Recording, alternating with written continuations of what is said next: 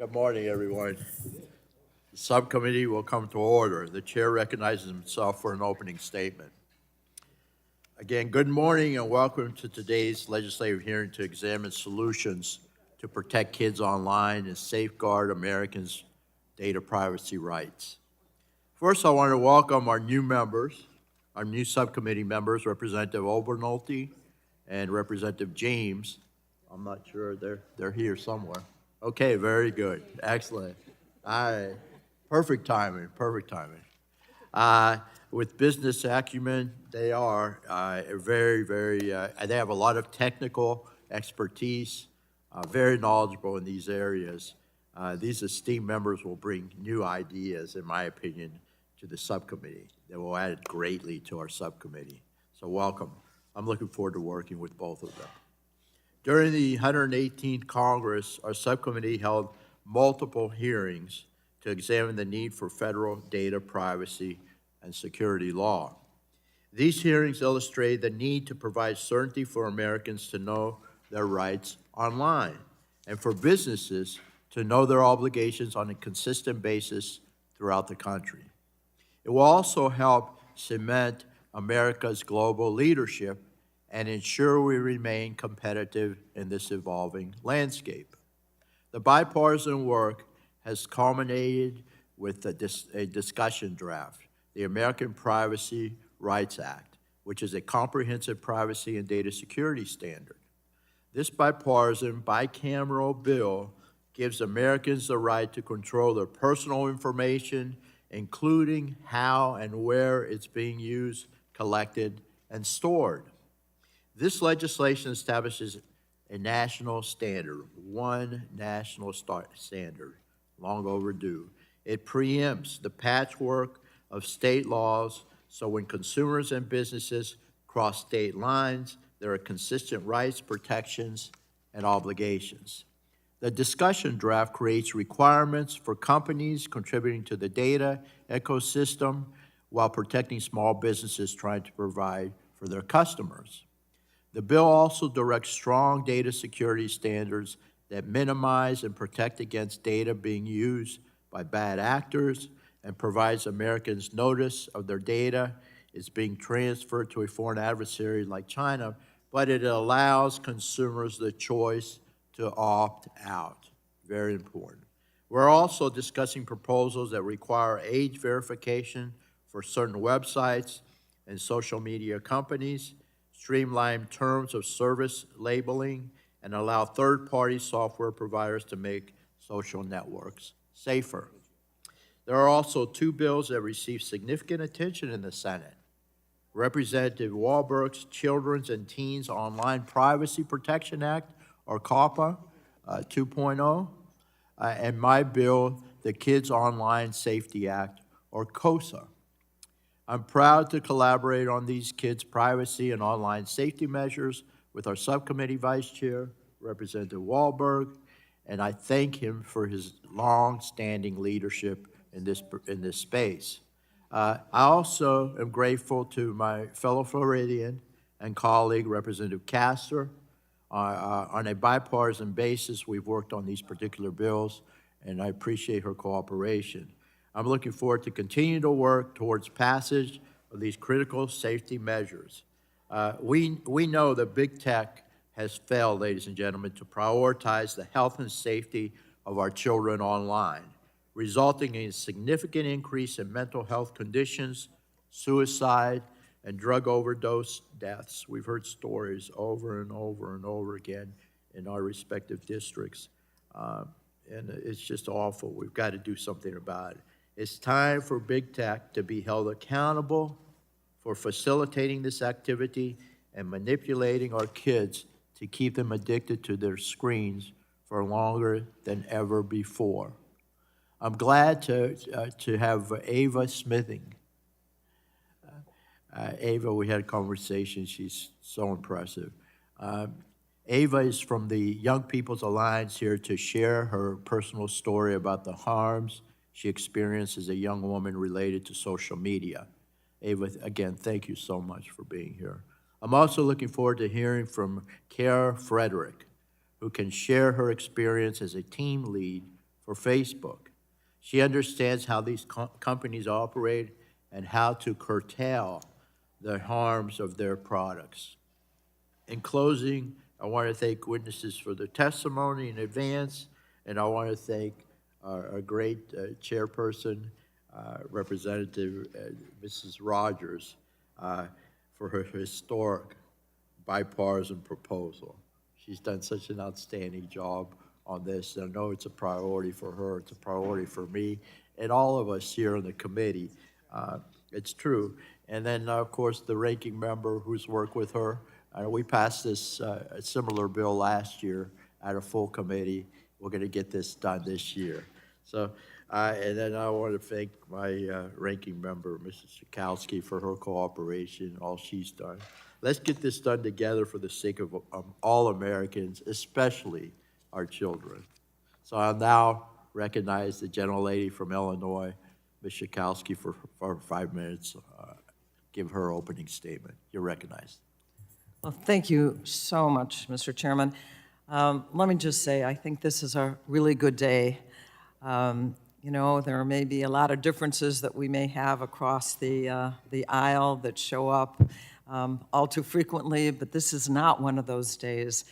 I am really happy today because we are finally getting back to the bipartisan business of protecting consumers online. So this is really an important day. I know that there are 10 bills that we're going to be talking about.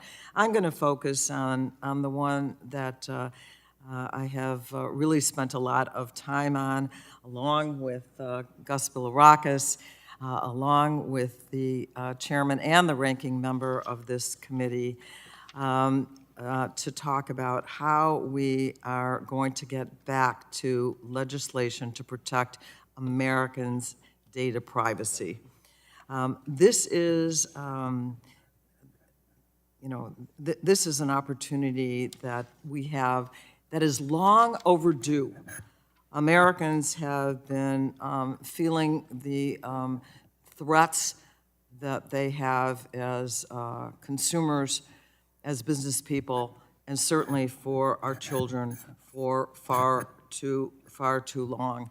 We were able, we have a history now of bipartisanship. We were able to pass legislation out of this committee and in the last Congress. And I want, again, to thank all of the participants on both sides of the aisle that made this happen. But right now, still, consumers find that companies are tracking all of their data, that where they go and who they talk to. All of these things are an open book right now because of big tech. Let's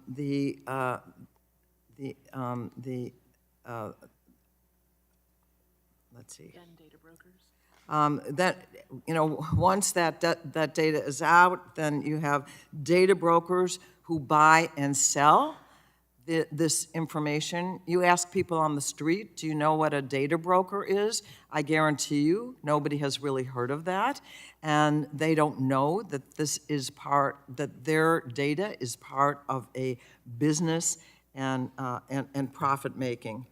And most people don't know also that almost 80% of people around the world are protected by national privacy laws, but the United States is not. So it is definitely time to act.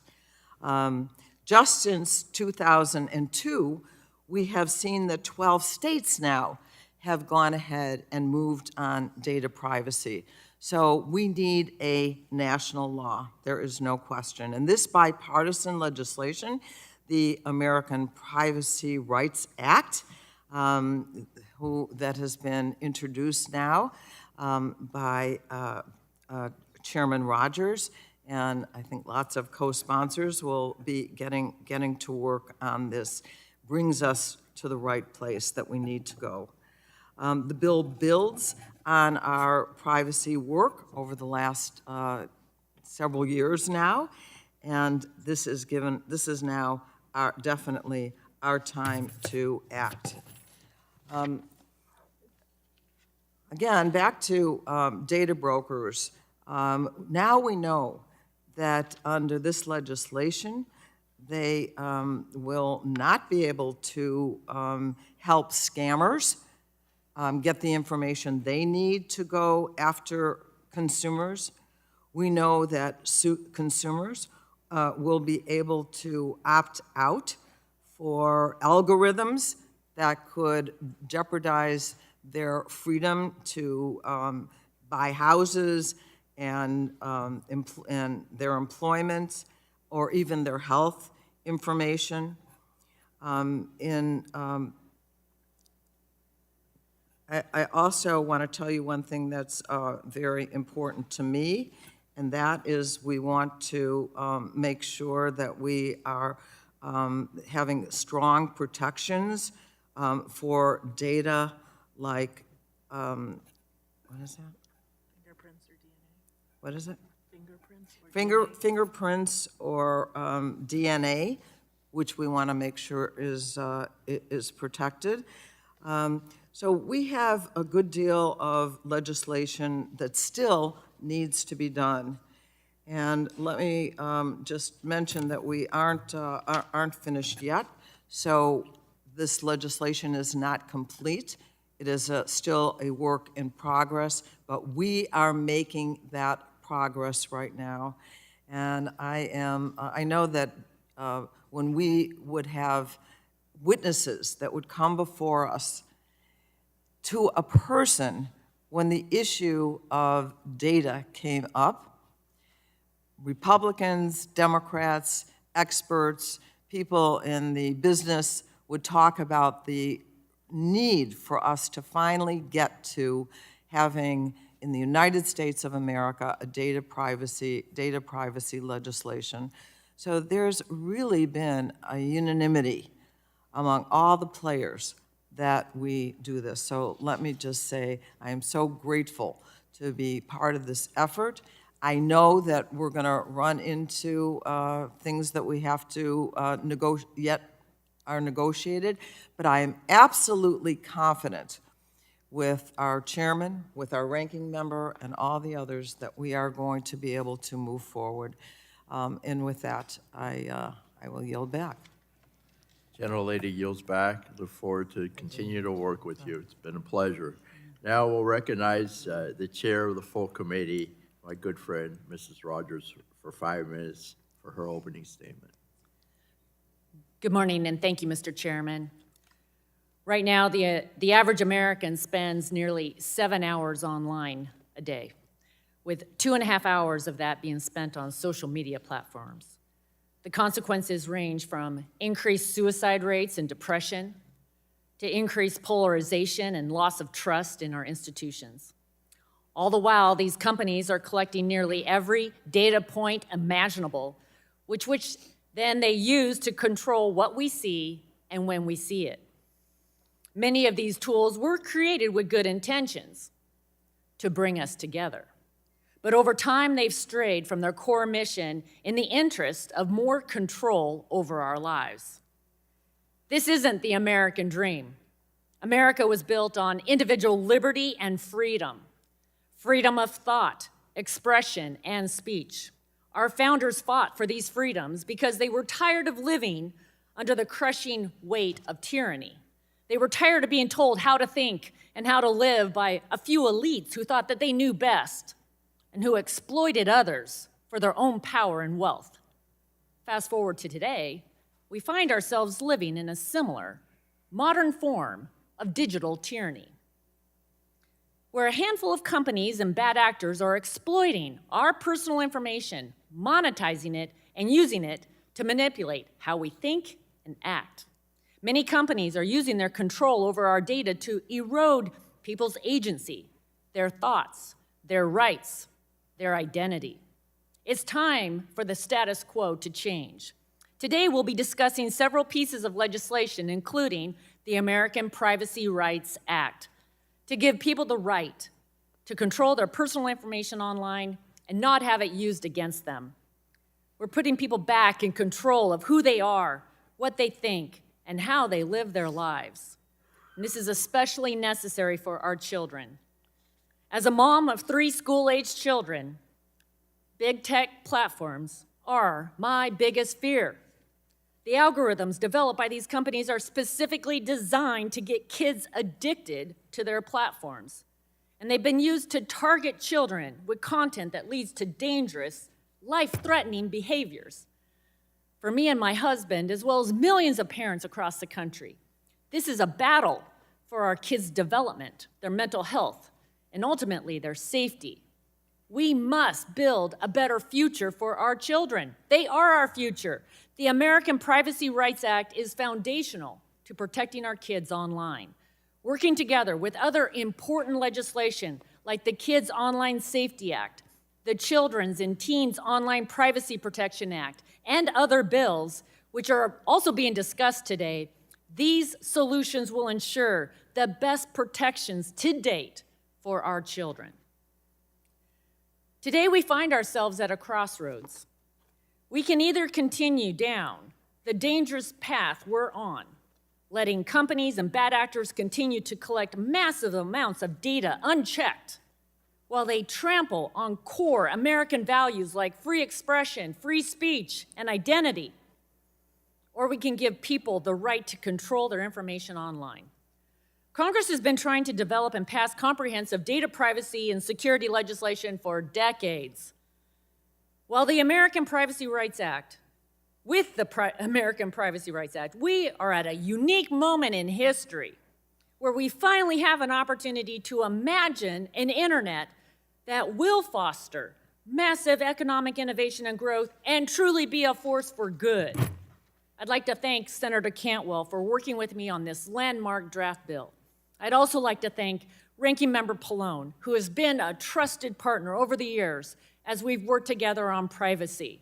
We would not be here today without his tireless efforts and leadership, and I look forward to continuing to work with him and strengthen the privacy protections for Americans. I'd also like to thank Chairman Gus Bilirakis, Ranking Member Jan Schakowsky, the members of this committee, Republicans and Democrats, who are standing together here today, many who have been involved in these efforts over several Congresses. And I am looking forward to working together on behalf of the American people to get this legislation through Congress and signed into law. I yield back. Raj, appreciate it, Madam Chair. I'm fired up. We got to get this done, so thank you very much. I'm going to recognize the gentleman from New Jersey, the ranking member of the full committee, Mr. Pallone, for 5 minutes for his opening statement. You're recognized, sir. Well, thank you, Mr. Chairman, and I'm fired up too. Obviously, we think this bill is very important, and we're working on it in a bipartisan way with Chair Rogers, yourself, and Ranking Member Schakowsky. We do need to get this done. So we are taking a significant step forward today with a strong, comprehensive data privacy and data security protection bill. For far too long, Americans have been virtually powerless against big tech's unceasing drive to collect, use, and profit from the sale of vast amounts of Americans' personal information. Last Congress, as chair of this committee, I was proud to work with then-Ranking Member Rogers and subcommittee leaders Schakowsky and Bilirakis to take bold action to protect Americans' personal information. The American Data Privacy and Protection Act was the first bipartisan and bicameral comprehensive data privacy legislation in decades and was reported out of this committee with a 53-2 vote. And that historic legislation included strong federal data privacy and security standards that put people back in control of their personal data, curbed data collection abuses by big tech, reined in the shadowy world of data brokers, and provided important protections to keep kids safe online. So I'm pleased that the American Privacy Rights Act discussion draft today adopts many of the key pillars of the ADPPA with data minimization rather than notice and consent as its foundation. Notice and consent as the basis for a privacy regime imposes unreasonable burdens on consumers, and it simply does not work. By contrast, data minimization limits the amount of personal information entities collect, process, retain, and transfer to only what is necessary to provide the products and services being requested by the consumer. And that means no more flashlight apps collecting and sharing geolocation information, no more dating apps gathering health-related information used for targeted marketing, no more wellness apps selling mental health information to data brokers. And this discussion draft combines data minimization with provisions that empower consumers to access, correct, delete, and port their personal data, opt out of targeted advertisements, and prohibit data brokers from collecting their personal information. And there are several key areas where I believe it can be strengthened, starting with the area of children's privacy. I've long said that any comprehensive privacy law must provide heightened privacy protections for children. This new draft recognizes that information about children is sensitive, but it does not provide many of the specific protections for children that can be found in the ADPPA.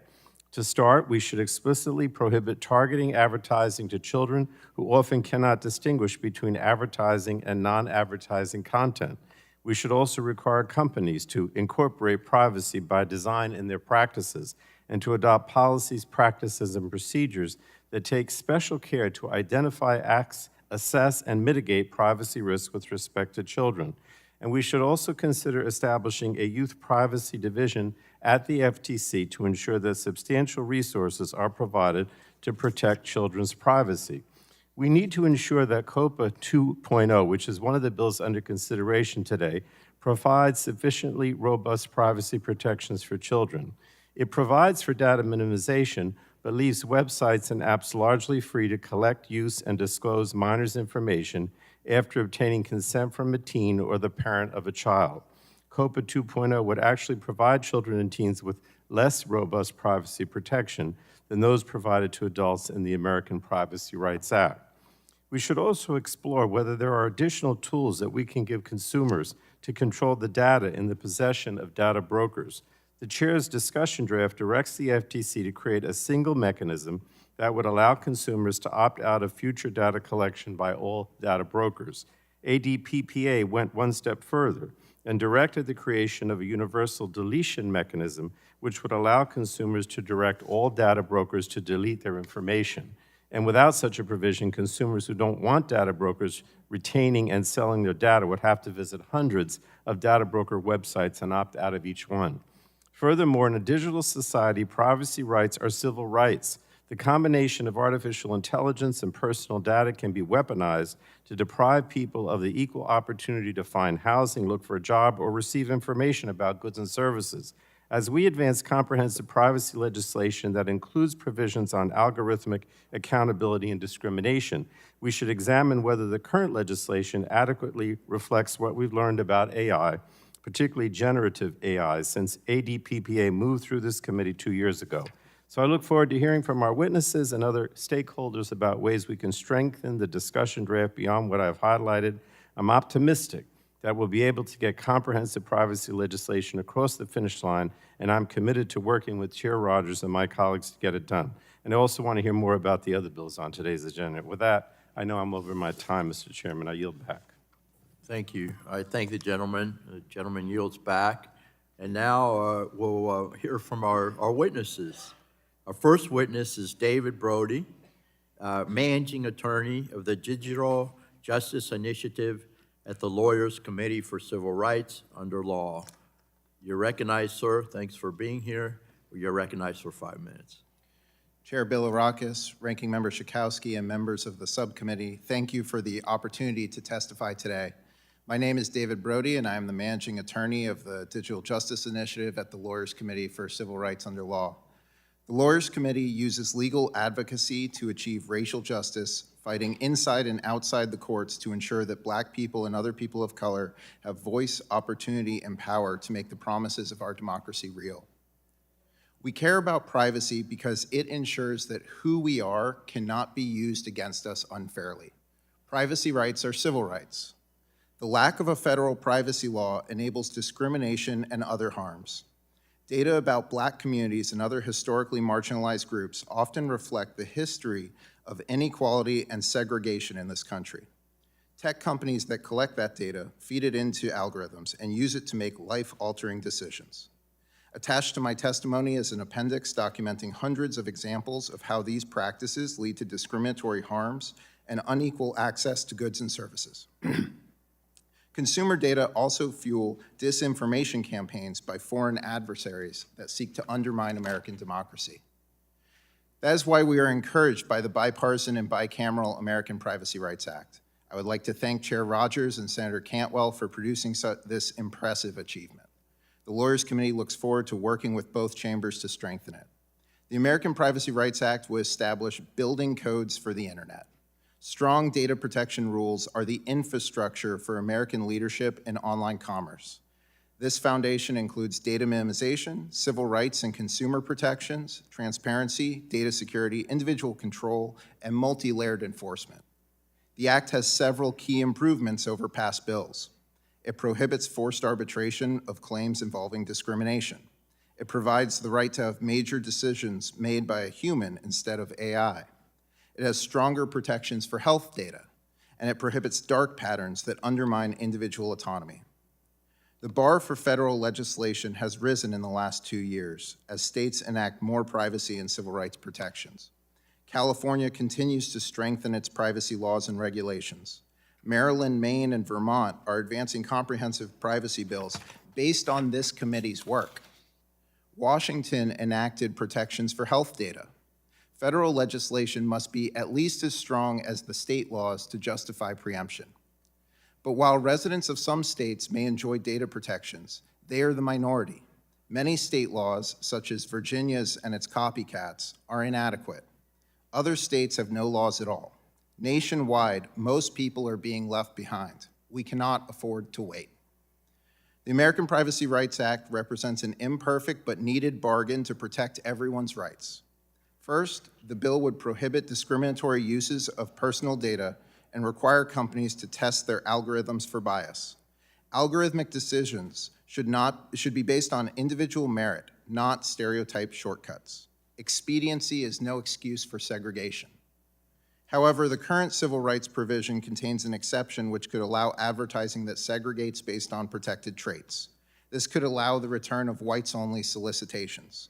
Fixing this provision is easy but important. Second, the bill would require companies to collect and use only as much personal data as is necessary, proportionate, and limited to provide the services the consumers expect. The bill also provides transparency and individual rights to access, correct, delete, and port personal data.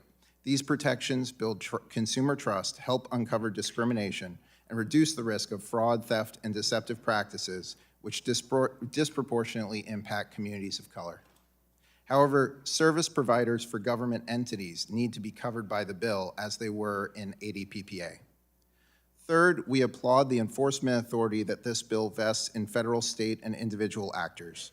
The ability to bring a private lawsuit is particularly important for communities of color that historically could not rely on the government to vindicate their rights. However, we are concerned that this bill has backtracked from ADPPA by narrowing the private right of action for violations involving sensitive data. Lastly, the bill gives important new responsibilities to the FTC. The FTC, however, has been underfunded for decades and needs new resources. In addition, the displacement of the Communications Act is vague and overbroad. This could endanger the FCC's consumer protection authorities and its work to combat illegal robocalls. It is time for Congress to act. The internet is not coded on a blank slate. The future of equal opportunity depends on whether we prevent today's data-driven economy from replicating the mistakes of the past. The promise of the internet and the democratic aspirations imbued in its creation depend on it. Thank you. I thank the gentleman for his testimony. And now I'll recognize our next witness, Maureen Alhausen, the co-chair of the 21st Century Privacy Coalition. You're recognized for 5 minutes. Chair Bilirakis, Ranking Member Schakowsky, Chair McMorris-Rogers, Ranking Member Pallone, and members of the subcommittee, thank you for the opportunity to testify at this important hearing on legislative solutions to protect kids online and ensure Americans' data privacy rights. I'm Maureen Olhausen, co-chair of the 21st Century Privacy Coalition and a partner at Wilson Sonsini. I also had the honor of serving as an FTC commissioner and acting chairman. I am testifying today on behalf of the coalition. We commend Chair McMorris Rogers and Senate Commerce Chair Cantwell for the release of the American Privacy Rights Act discussion draft. The coalition, which has advocated for comprehensive national privacy legislation for a decade, believes that this draft shows potential for a bipartisan path forward on this urgently needed legislation, and we look forward to engaging with you as it moves ahead. For the future of the internet. As AI and other advanced tools emerge, we can't afford to replicate the mistakes of the past. Every single day, we're seeing new data breaches. Every single day, we're seeing new research showing how this tool or this algorithm or this thing is disadvantaging one group or excluding people from opportunities. There's endless reports of people being denied equal opportunity in housing, employment, education, credit. We're dealing with people being exposed to stalking and identity theft and fraud. And we are facing threats of disinformation from hostile actors. We can't afford to wait. Thank you. Also, another question for you. The discussion draft talks about protections for data like fingerprints and DNA. So if you could talk to me about why we should especially look at that. So biometric and genetic information is some of the most sensitive information we have.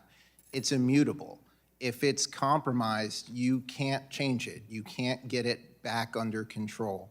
And so we have to be extremely protective of it and make sure that it gets treated in the appropriate way. We've also seen that this information is often used in discriminatory ways. So particularly when we're talking about facial recognition technology, repeatedly over and over, it's been shown to be less accurate and discriminatory against women and people of color. And as that technology is increasingly being used in places of public accommodation like retail stores and sports arenas, it poses a serious threat. Thank you.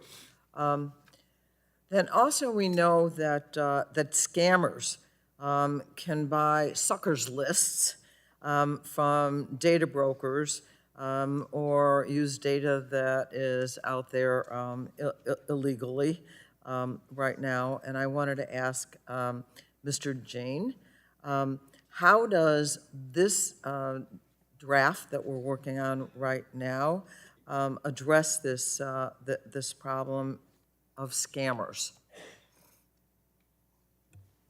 Thank you for the question. Well, first of all, I think the data minimization requirements that restrict both the initial collection of a lot of data and that restrict the transfer of that data except for permissible purposes or except when necessary to provide the product and service is going to make a lot of less of this data flowing through the ecosystem where data brokers can, today data brokers can essentially purchase anything that they want, any data that they want from anyone because there are very few restrictions. So they can buy data about your online activities, what you read, what you watch. They can buy data about your purchases, and they can put all of this together into profiles that enable them to assemble lists like what you're talking about, seniors who are vulnerable to scams or, seniors who have Alzheimer's disease.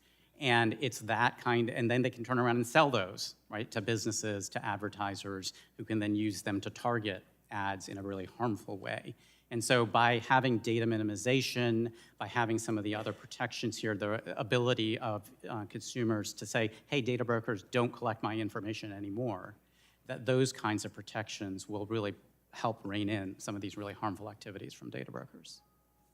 The more we can take away opportunities for the scammers, the better we're going to be. And you're right, a lot of seniors, they get asked for things like their social security number or whatever. And if we could cut back through minimization, we could really help reduce the scamming. So thank you very much. And with that, I yield back. Agreed. Thank you very much. The ranking member yields back, and we'll recognize the Chairman of the full committee, Mrs. Rogers, for her 5 minutes of testimony. Ms. Smithine, you're an inspiration to me and my daughters, who are 10 and 13, as well as millions of other young women across the country. Thank you for being here. Thank you for sharing your story. Appreciate your advocacy for COSA, but also for a national data privacy standard in our nation. And you highlighted that we need both. We need a path so that these protections work effectively. In a line in your testimony, you referenced that there's an arsenal of data being used against you. Would you just speak to the American Privacy Rights Act and how you believe that would have helped stop this ammunition being used to target you, and how it is an effective complement to COSA in protecting kids online? Yes, thank you, Chairwoman, for this question. I think there's a lot of provisions in the Act that would have helped, specifically the data minimization, which would have prevented them from building this arsenal on me in the first place, especially how in data minimization, sensitive covered data, which covers data from minors, you have to expressly consent for that data to be transferred to third parties. This would have been incredibly helpful and would have helped these poor examples of content from following me across the internet. Also, the ability to opt out of targeted advertising is incredibly important. Targeted advertising is one of the most harmful things we see here on the internet, and if we had the option to opt out of that, it would be great.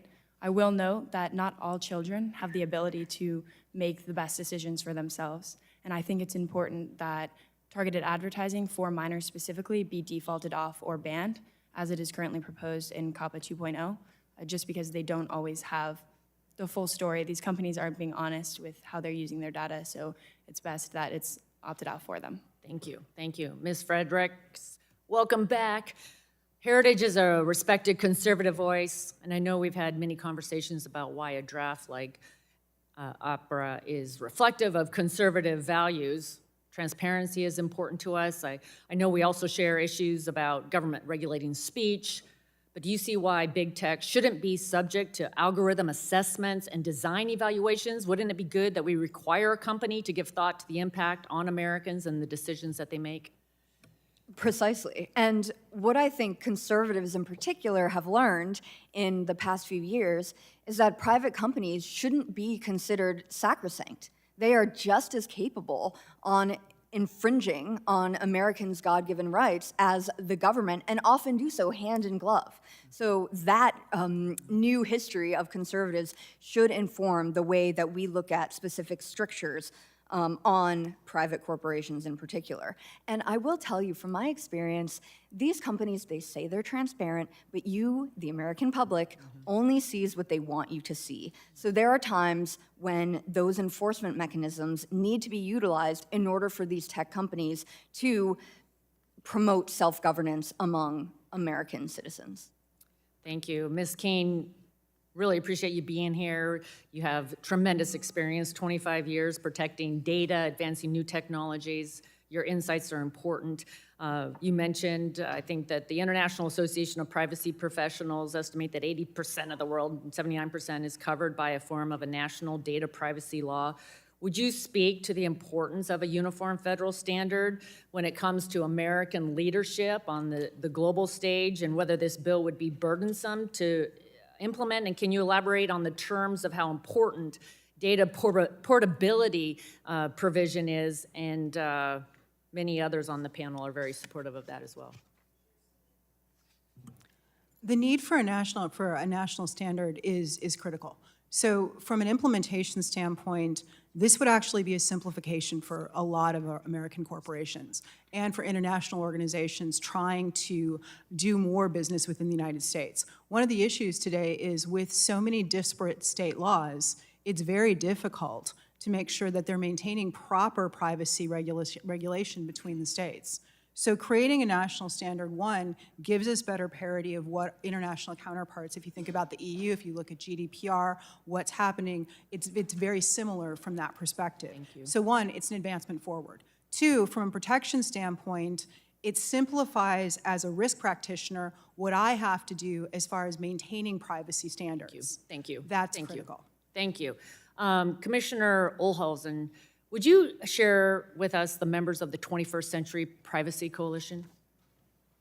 Yes, so the members of the 21st Century Privacy Coalition are AT&T, Comcast, Cox Communications, CTIA, DirecTV, T-Mobile, and US Telecom.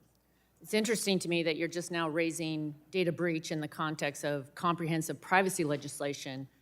I'm sure that had nothing to do with one of those members recently being in the news for a breach of 7 million customers and 65 million former account holders. I yield back. I thank the chair, and now recognize the ranking member of the full committee, Mr. Pallone, for his 5 minutes of questioning.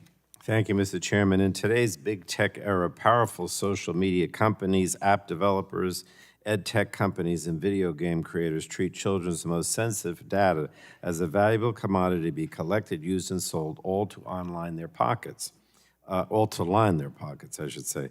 The result is invasive commercial surveillance practices that can have a damaging effect on children's well-being. And as we draft a comprehensive privacy bill, we have to ensure that our nation's youth are provided robust privacy protections stronger than those provided to adults. My questions are all of you, Mr. Jane. Can you expand on your recommendation that this committee add robust privacy protection for children into APRA?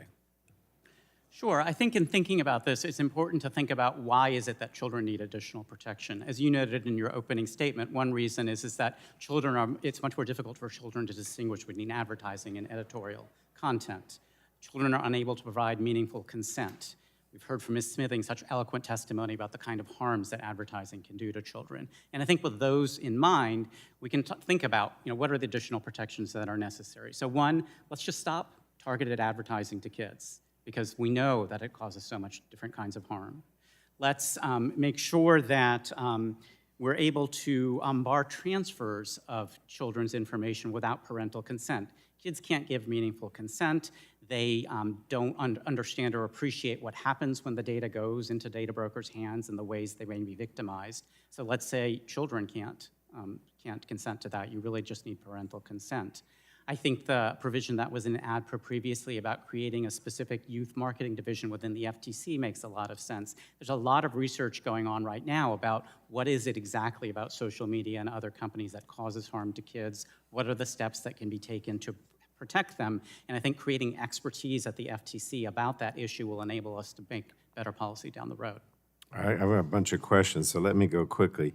In your opinion, would a comprehensive privacy bill that provides protections to all Americans better protect children's privacy than kids-specific privacy legislation? I think it is a good context in which to protect kids' privacy, because I think once we establish a baseline that protects comprehensive privacy for all, including kids, so for example, the prohibition on dark patterns, which I think is particularly important for kids, then we can think about, okay, what additional protections do we build on top? And in doing that, we can make sure that we're doing that in a way that provides consistency, that we're not inadvertently creating lower standards for kids in some cases, and that we can put it together as an entire package. So I do think that makes a lot of sense. Now, I mentioned COPPA 2.0 in my opening, and I think it relies primarily on notice and consent regime to protect kids' privacy. So let me go to Mr. Brady. Is notice and consent an effective way to protect the privacy of children and teens? No, it's not. We've known for a long time that notice and choice just doesn't work. How many people in this room have actually read all the privacy policies that you're subjected to? I haven't, and I do this for a living. And particularly if you're talking about parents, it's just, there's too many things to be done. And so, look, I just want my kid to be able to watch Bluey. I'm not consenting to someone building a dossier about them before they learn to read. All right. So it doesn't work. In other areas of consumer protection, we just require products to be safe. And let me go back to Mr. Jane. Does the data minimization provision in COPPA 2.0 adequately protect kids' privacy? No, I don't think it does, because though there is a data minimization provision, it primarily applies to just the collection of information, whereas in APRA, it would apply to both the processing, transfer, and other aspects of data use. So I think that's important. Two, I think the standard is actually stronger in APRA because the standard in COPPA would be relationship-based. It allows you to collect data sort of based on the relationship. And it says including when it's necessary to provide the service or product that the individual requested. But by that language, it makes clear that it's actually broader than just that, whereas APRA would just limit it to when it's necessary to provide the product or service or for another, the list of permissible purposes. So I think that APRA actually has a stronger standard, and I think it illustrates the point you were raising earlier, which is that's why it's helpful to actually have this all in one place, because we don't want to inadvertently protect kids less than we do adults. All right, let me get a data broker's question here. Mr. Jain, under APRA, how would a consumer delete all of their personal information held by data brokers?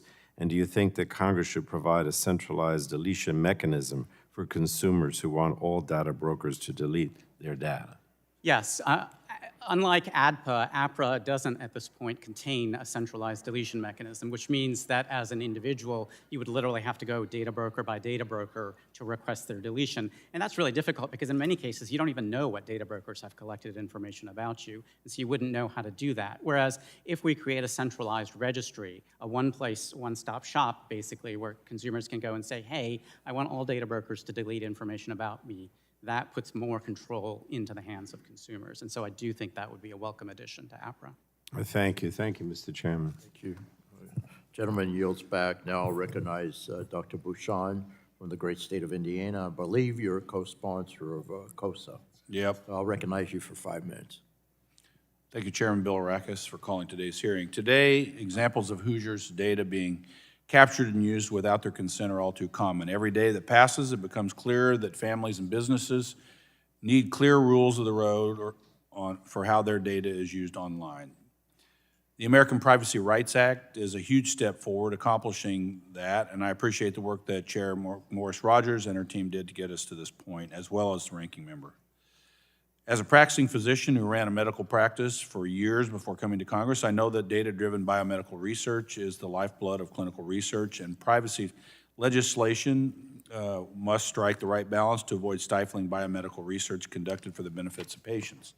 Indiana's privacy law includes a comprehensive research exception that allows clinical trial and other medical research data to be used by companies as necessary to develop new and better treatments for patients in need. It even states there must be a research exception for when the expected benefits of research outweigh the privacy risks. Ms. Keene, do you believe that our privacy legislation must be tailored to avoid the unintended consequences, potentially of stifling biomedical research conducted for the benefit of patients? No, I do not. So what I believe is, as we looked at, we've talked about the opt-in and being able to opt in to different types or being able to have control of your data.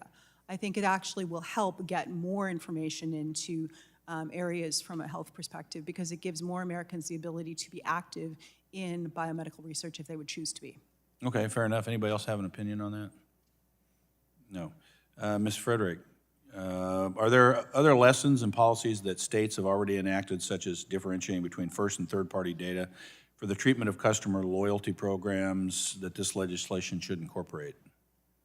I think in terms of third parties, given what we've seen with TikTok and states that have moved out on banning TikTok, obviously you need to layer some sort of comprehensive data privacy on that. But when it comes to SDKs and third parties, that is absolutely critical because they can make end runs. So making sure that that third party data transfer, that is absolutely critical. And then age verification for social media. Florida's done some version in HB3. That is something that I think is very, very excellent when it comes to social media, not just porn. Okay, great. In the 26 years since COPPA was enacted by Congress, the protections provided by that law have failed to keep up with the changes in the ways that online platforms operate and the way that millions of young Americans interact with the internet. The incentive to keep a user on a platform has led children to be fed content that keeps their attention. Sometimes this content can even promote suicide. I had a constituent that did the near hanging type thing from online media and died. Sometimes this content can promote that. Suicide, alcohol and tobacco use, eating disorders, as has been described. As a father of four, my kids have grown up through this era, I empathize with parents who struggle to keep up and monitor what their kids are doing with the newest trend or app, and it's hard. This has led to permanent and sometimes deadly results for children. That's why I'm a proud original co-sponsor of the Kids Online Safety Act, introduced by Chairman Bilirakis, and COPPA 2.0 Act, introduced by Representative Wahlberg, that will help protect our children from the dangers that they currently face online. I know the bills still need work, and that's why we have hearings, but I'm glad that they are under consideration today. Ms. Smithing, I'm glad that we're considering legislation that will help protect young Americans from online harms, but also think that it is important that regulation does not bar children from participating in the online world, since digital literacy is necessary to succeed in the 21st century. How do you think about the trade-offs between protecting young people from harm while still allowing exploration and preparation for their adult lives in the digital world? It's a delicate balance, right? Yes, Congressman, it certainly is. I believe that if we put the onus on these companies to properly design these platforms, we won't have to bar young children from them, and they'll be a safe place for everyone to be, and there won't necessarily be trade-offs if we design these platforms with young people in mind as opposed to profit. Okay, and Ms. Frederick, I have 34 seconds. Do you think these pieces of the legislation strike that balance? That these pieces of legislation I do. strike the balance? I do. Okay, fair enough. Yield back. Thank you. And now I'll recognize Representative Castor from the great state of Florida, who is the prime co-sponsor on the Democrat side of COSA, and we've been working on these issues for several years. So We have. I appreciate all your patience, but also your cooperation. Thank you, and I will give you 5 minutes for questioning. Thank you, Mr. Chairman, and I want to thank the chair, McMorris Rogers, and just express my appreciation for her years of work on this, and congratulate you on the breakthrough on the American Privacy Rights Act, along with Ranking Member Pallone and all of the advocates here today, because Americans value their personal privacy. And it's past time for Congress to act. We've got to rebalance the scales, because right now they are overweighted. They're weighted too heavily in tech platforms' favor. They track everything we do online, where we go, what we buy, and then they use that information to manipulate us and exploit us. And this is particularly harmful to children and adolescents whose brains are not fully developed. Kids are lucrative, ripe targets for a wide range of online actors, from child sexual abuse, cyberbullies, drug dealers, and scam artists, and parents and kids need help. Children ages 8 to 12 spend an average of over 5 hours per day on their screens, while teenagers spend about 8 hours every day. Big tech uses every method possible to keep them online and addicted so they can pocket huge profits. The mental health repercussions for our kids are staggering. Almost half of U.S. teens have experienced bullying or harassment online. Between 2010 and 2019, teen depression rates doubled, with teenage girls seeing the sharpest increase. In 2021, almost a third of girls said they are seriously considering attempting suicide. This committee has heard directly from Facebook whistleblower Frances Haugen and others that the platforms know that their platforms are causing harm, but the kids are just too lucrative for them to change how they do business. So it is long past time for Congress to step in. So I want to thank Rep. Wahlberg, Rep. Bilirakis for helping to lead privacy protections and an age-appropriate, content-neutral design code. But I want to especially thank the parents and the advocates, mental health professionals, the pediatricians who have educated Congress. Ms. Smithing, thank you so much. I agree your testimony is eloquent. You state that it's vitally important that we do both things, that we have privacy protections and that we address the design code. Why are both important? Because you've got a COSA bill that's a design code, you've got a COPPA 2.0 that is privacy, it's outdated. But why do we need to marry these up in a modern bill that can protect kids online? Yes, ma'am. Thank you for the question. The Kids Online Safety Act will address design features that aren't addressed by data privacy. While data privacy is important because it will limit the amount of data they have to work with to make their platforms more dangerous and target us in harsher ways, these data privacy provisions alone cannot address the design features that are harmful, such as likes, endless scroll, beauty filters, and other things that keep us on platforms for longer. So both of these in combination will successfully solve the problem from two ends, the upstream version, data privacy, and the downstream version, the Kids Online Safety. And you're with a group called Young People's Alliance. There's another youth-led group, Design It For Us. Why are young people helping to lead the charge here? Your generation has pressed Congress for years to act, and it must be frustrating. Why have you stuck with it? Well, we've stuck with it because it's incredibly important, and we really don't have much other option. I think that we intuitively understand these issues. We grew up on them. The phrase digital native plays really well here because it helps people understand that we didn't have to take a class on AI. We didn't have to learn about data privacy. We just knew it inherently. And that's what makes us such valuable activists, because we can speak to these things in ways that are to the point and don't require an incredible intellectualization of these problems that makes it hard to reach for people. It wasn't that long ago that if you asked members of Congress about this, they really had no clue. So I want to thank you for your advocacy, because I think you can tell here today this is bipartisan. We intend to act, but there are a lot of barriers in the way, and I wouldn't put it past the big tech platforms who have undue influence here on Capitol Hill to throw up barriers along the way. So now is the time for everyone to press the Congress to act, and you have my commitment that we will. Thank you. I yield back.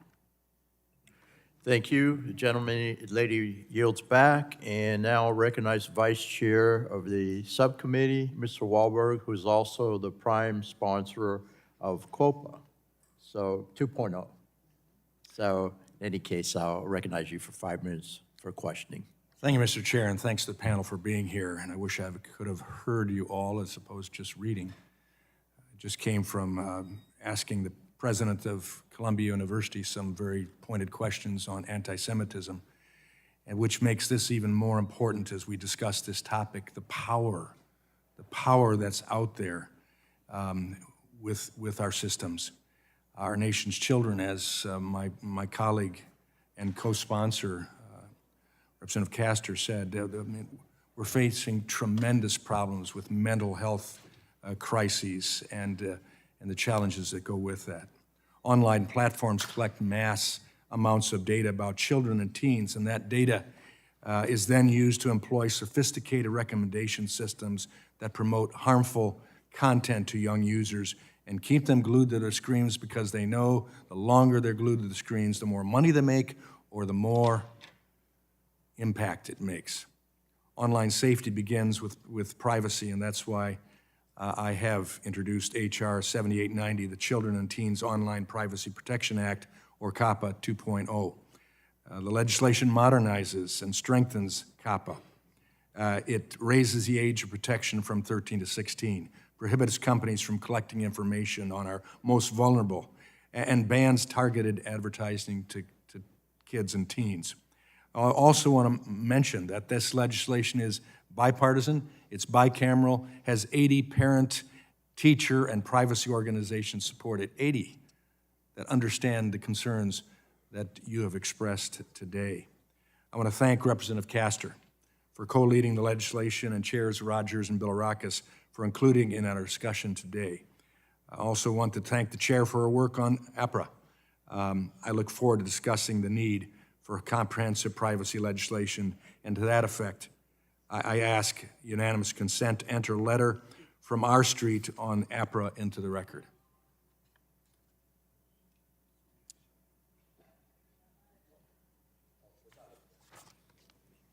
Thank you, Mr. Chair. Ms. Smithing, thank you for being here and sharing your story. As I said, COPPA 2.0 would prohibit targeted advertising to minors. For adults, targeted ads can be helpful, especially for small businesses trying to reach the right customers. But when it comes to young people, Why is the practice particularly harmful? Right, thank you for the question, sir. Advertising in and of itself is harmful. Advertising is predicated on insecurity, right? You have to think having yellow teeth is bad to want to buy whitening strips. So this practice itself is not good, but when you add data to it, it makes it incredibly worse. I'll explain with a story that happened to me. If I'm going to search on Google, how to lose 10 pounds in 5 days, Google is then going to share this search with my social media platforms, and I'm going to get hit with ads from cleanse juices, gym memberships, workout clothing. All of these things are not only predatory because my insecurity is going to make me more likely to buy them, but also it reinforces the negative things I already thought about myself, that I did need to be thin, that I did need to work out. So it's really a double-edged sword here, and it hurts us both ways. Yeah, yeah. Well, let me go on. We've seen many different children's privacy provisions through the years. I've introduced related bills in the past. Why is COPPA 2.0 the right direction when it comes to protecting young people's privacy online? Yes, well, COPPA 2.0 updates an existing bill. COPPA 1.0 is going to continue to exist whether or not we update it, and if we don't update it, it's going to be a little confusing. And expanding opportunities that are out there of the whole system. Simple and eloquent statement, thank you. Ms. Frederick, in your testimony, you identify how big tech continues to recruit younger and younger users to their platforms, incentivized by their potential to increase ad revenue. How should this behavior impact our efforts in Congress, and is it important to include specific privacy protections and enforcement mechanisms for younger users? Absolutely. As has been demonstrated by almost the entirety of the panel right now, children, these tech companies, they're hemorrhaging users on some platforms. So as I said, there's a race to the bottom. They're trying to outdo each other to get younger and younger users addicted to their platforms. Tech companies care about three things: their bottom line, growth, and number three, avoiding PR fires. So look at those PR fires. I think that's something Congress can do, is expose this, help Americans understand that. And then additionally, you know, the children's consciences are not properly formed before these companies are going at them. Preteens, as I talked about in my opening statement, 9 to 11-year-olds, there are groups designed to addict and draw in this user. So we have to think about, we have to get in the heads of these big tech executives and these platforms in order to act and prevent them from some of the most egregious privacy abuses that Ms. Smithing here has demonstrated by her very presence in front of this body. Okay, thank you. Thank you. I yield back. Thank you. Gentleman yields back. Now recognize the gentlelady from New York, Ms. Clark, for her 5 minutes of questioning. Thank you very much, and good morning, Mr. Chairman. I thank you, Ranking Member, for holding such an important hearing today and for including my bill, the Algorithmic Accountability Act. Let me also thank our esteemed panel of witnesses for joining us today and sharing your views on how to best safeguard America's right to privacy online. Adopting a comprehensive federal data privacy standard is absolutely essential. This committee has been closely examining legislation pertaining to artificial intelligence and data privacy standards is fundamental to any efforts to establish a regulatory framework around the development and deployment of AI. I commend Chair Rogers for putting forth the bipartisan American Privacy Rights Act, APRA, discussion draft, and while I don't agree with every provision it contains, I appreciate this meaningful attempt to forge consensus and move forward significant data privacy legislation. We cannot afford to wait any longer to adopt a federal data privacy standard.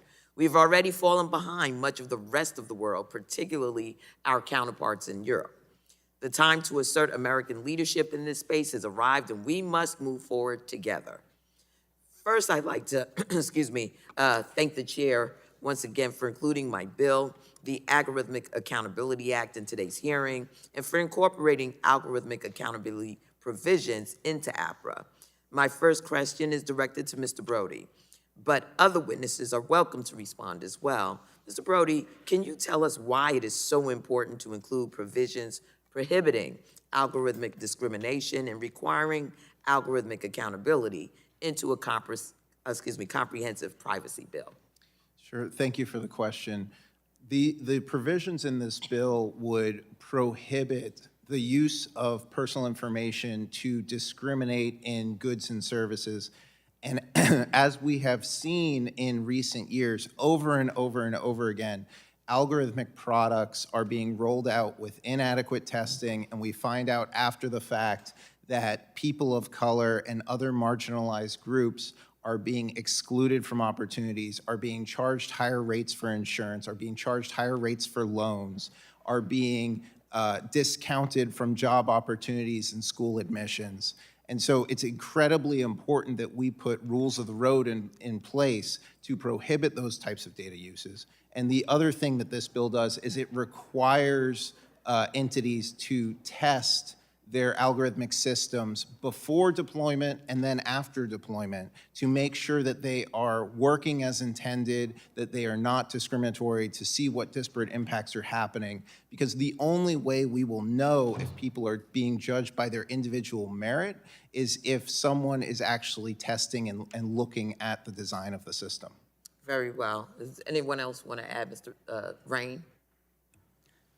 I would just add, I agree with all of that, and I think another feature both of your bill and APRA is greater transparency into these systems. It's not, we as policymakers, as regulators, as advocates, as researchers, we need to better understand how they're working, what kinds of harms they may be doing, so that we can identify those, we can figure out what's the right way to fix them. And so I think the transparency piece is also another key aspect of this. Very well, thank you. I have some concerns about the exceptions for targeted advertising based on status as a member of a protected class. And while I understand there are certain opportunities that are directed specifically towards particular communities, I worry that this carve-out could be used to exclude historically marginalized communities. Mr. Brody, what is your view of the exceptions for civil rights protections, specifically in the case of targeted advertising? Is protecting companies' ability to more precisely target certain communities with ads worth risking possible discrimination or civil rights violations? I don't think it is. I have very serious concerns about this provision. Targeted advertising and advertising generally online is one of the main ways to learn of opportunities. And we have seen in recent years many examples where people of color in particular and other groups have been excluded and redlined in advertising. Recently, the Department of Justice sued Facebook for propagating discriminatory housing ads and settled that case recently. But we've also seen it happen in education, in insurance, and we don't want to go back to an era where opportunities are only directed to specific groups. Thank you very much, Mr. Chairman. I yield back, and Mr. Jane, I'm sorry, I mispronounced your name just recently. Thank you. Yield back, sir. Thank you. Generally yields back. Now I recognize Mr. Duncan from the great state of South Carolina. You're recognized for your 5 minutes of questioning. Thank you, Mr. Chairman, for holding this important hearing and for your continued work, and Chair Rogers' important work on this important but very complicated issue. Legislative bodies all around the country, as well as all around the world, are looking at this same issue and taking actions. I want to take a little step backwards and ask all the witnesses, starting with Ms. Frederick, for whom should we be protecting the data of American citizens? Who's the greatest threat here? Is it Russian hackers, Communist Chinese Party, social media companies, other big American companies, identity thieves, predators? So briefly, from your perspective, who is the threat that we as policymakers need to focus on the most to protect our citizens, especially kids and teens? Ms. Frederick?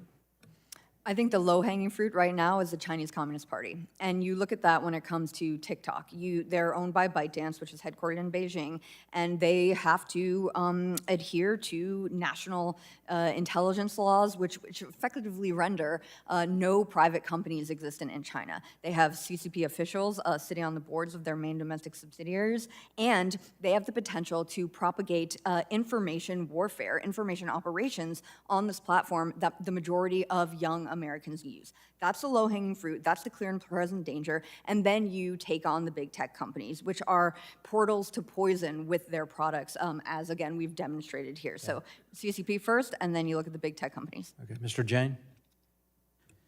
I certainly agree that privacy is a national security imperative, that we shouldn't be allowing our adversaries to collect data about Americans and then use that in a way that harms Americans. In addition to that, and the social media companies, I would add data brokers to that list. I mean, we've talked a lot about the ways in which data brokers collect so much information, compile profiles, and then sell it willy-nilly to anyone who can then use it to harm, to propagate scams. And so I think data brokers is another entity against which we're protected. Thank you for that. Ms. Kuhn. So there's 4 types of threat actors. So you have the hacktivists, you have the nation states, you have those that are criminals from a financial standpoint, financial gain, and then you have terrorists.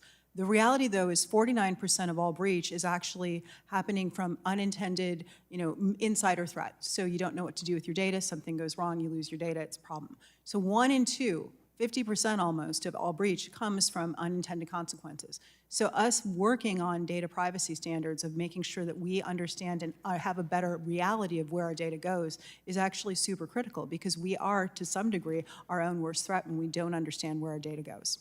Thank you for that. Ms. Smithing. Thank you for the question. I'm not a national security expert, so I'll steer clear, but the big tech companies have proven time and time again that they will not be responsible to the people on their platforms unless we regulate them to do so.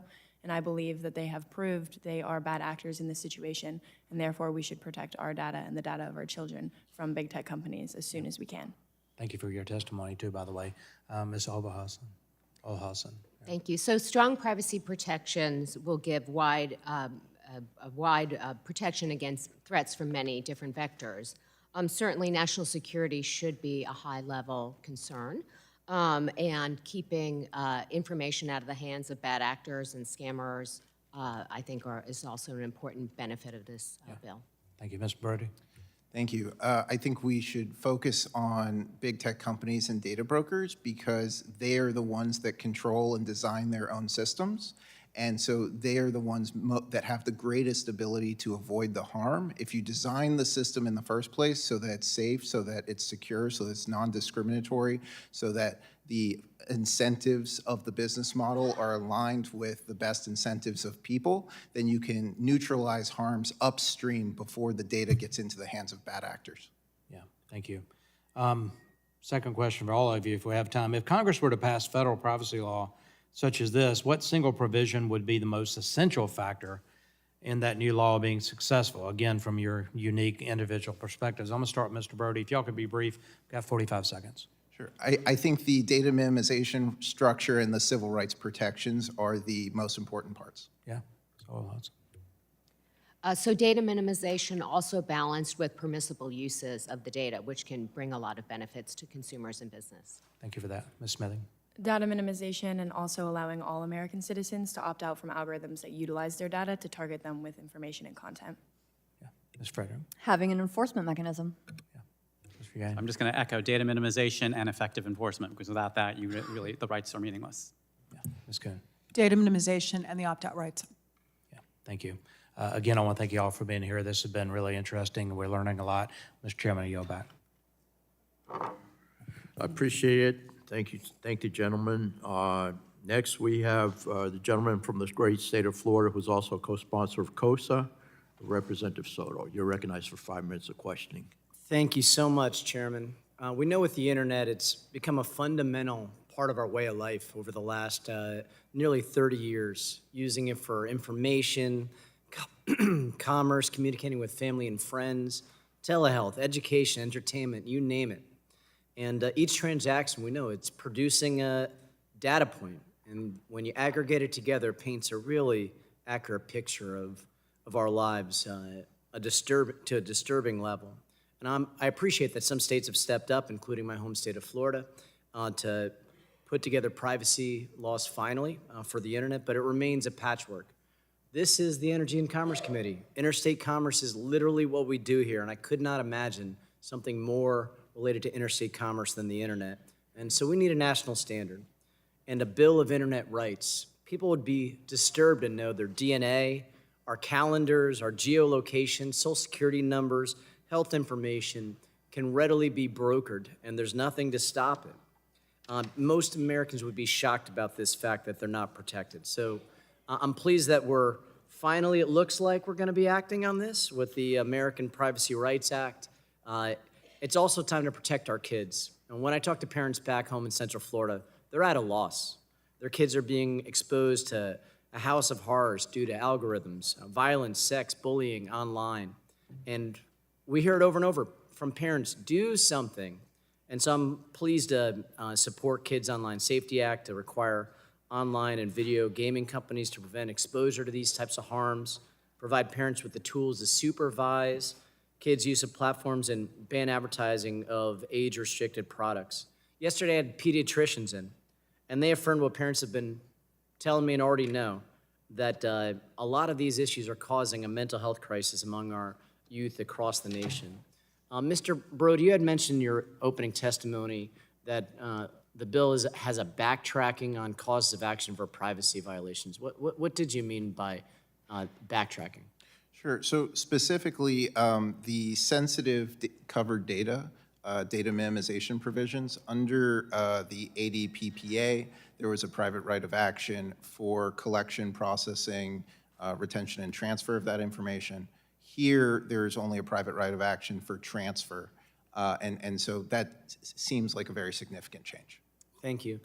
Mr. Jane, we had recently an issue with a University of Central Florida student, Alex Bouguet, someone took his identity and used it to make defamatory comments against the Georgia state legislator online, and it wrecked his life. He had nothing to do with the comments, and he was stuck he lost his job, he nearly got kicked out of the university. Is there anything in APA right now that would protect folks from having their identities misappropriated to publish defamatory or harmful statements online? I think there are quite a few provisions. First, to the extent that it's your data that's being used to help facilitate identity theft, and the provisions that minimize data, that protect against data broker practices help.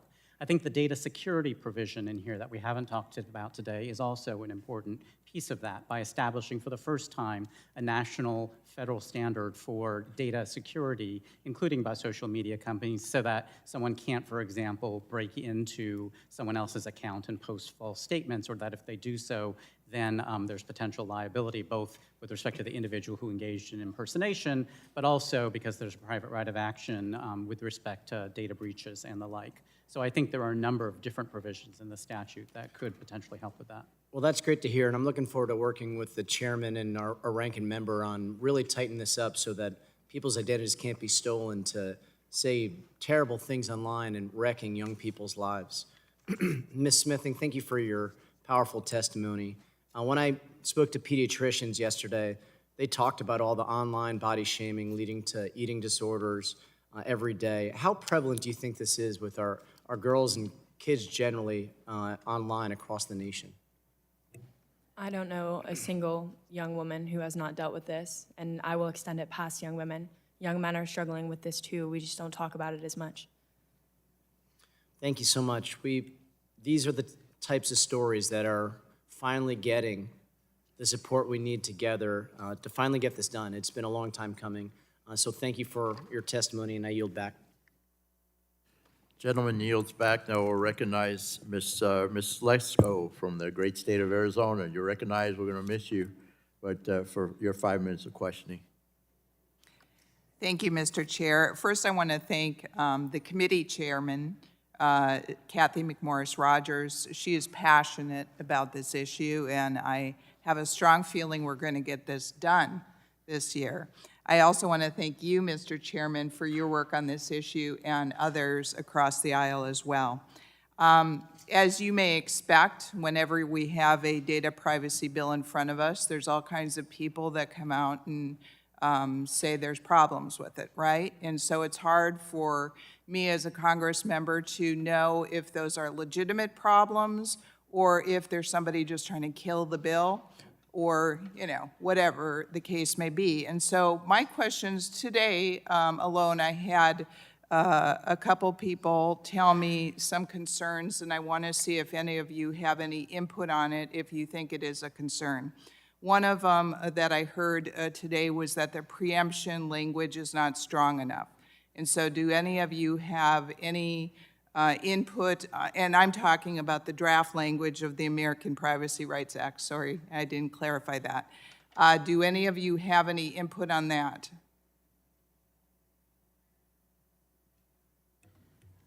I think what I would say is that preemption is an area that we just know that in order to get this done, there's going to have to be a compromise. Left to our own devices, we would probably say we should let the federal privacy law set a floor and then let states provide additional protections. But understand that that isn't going to be the way that this comes out if we're going to get this passed. So I think what APRA does is try to come up with the right compromise. It sets a preemption, but then it recognizes that there are certain places in which states have particular expertise or history of working where it makes sense for them to continue. So, for example, healthcare.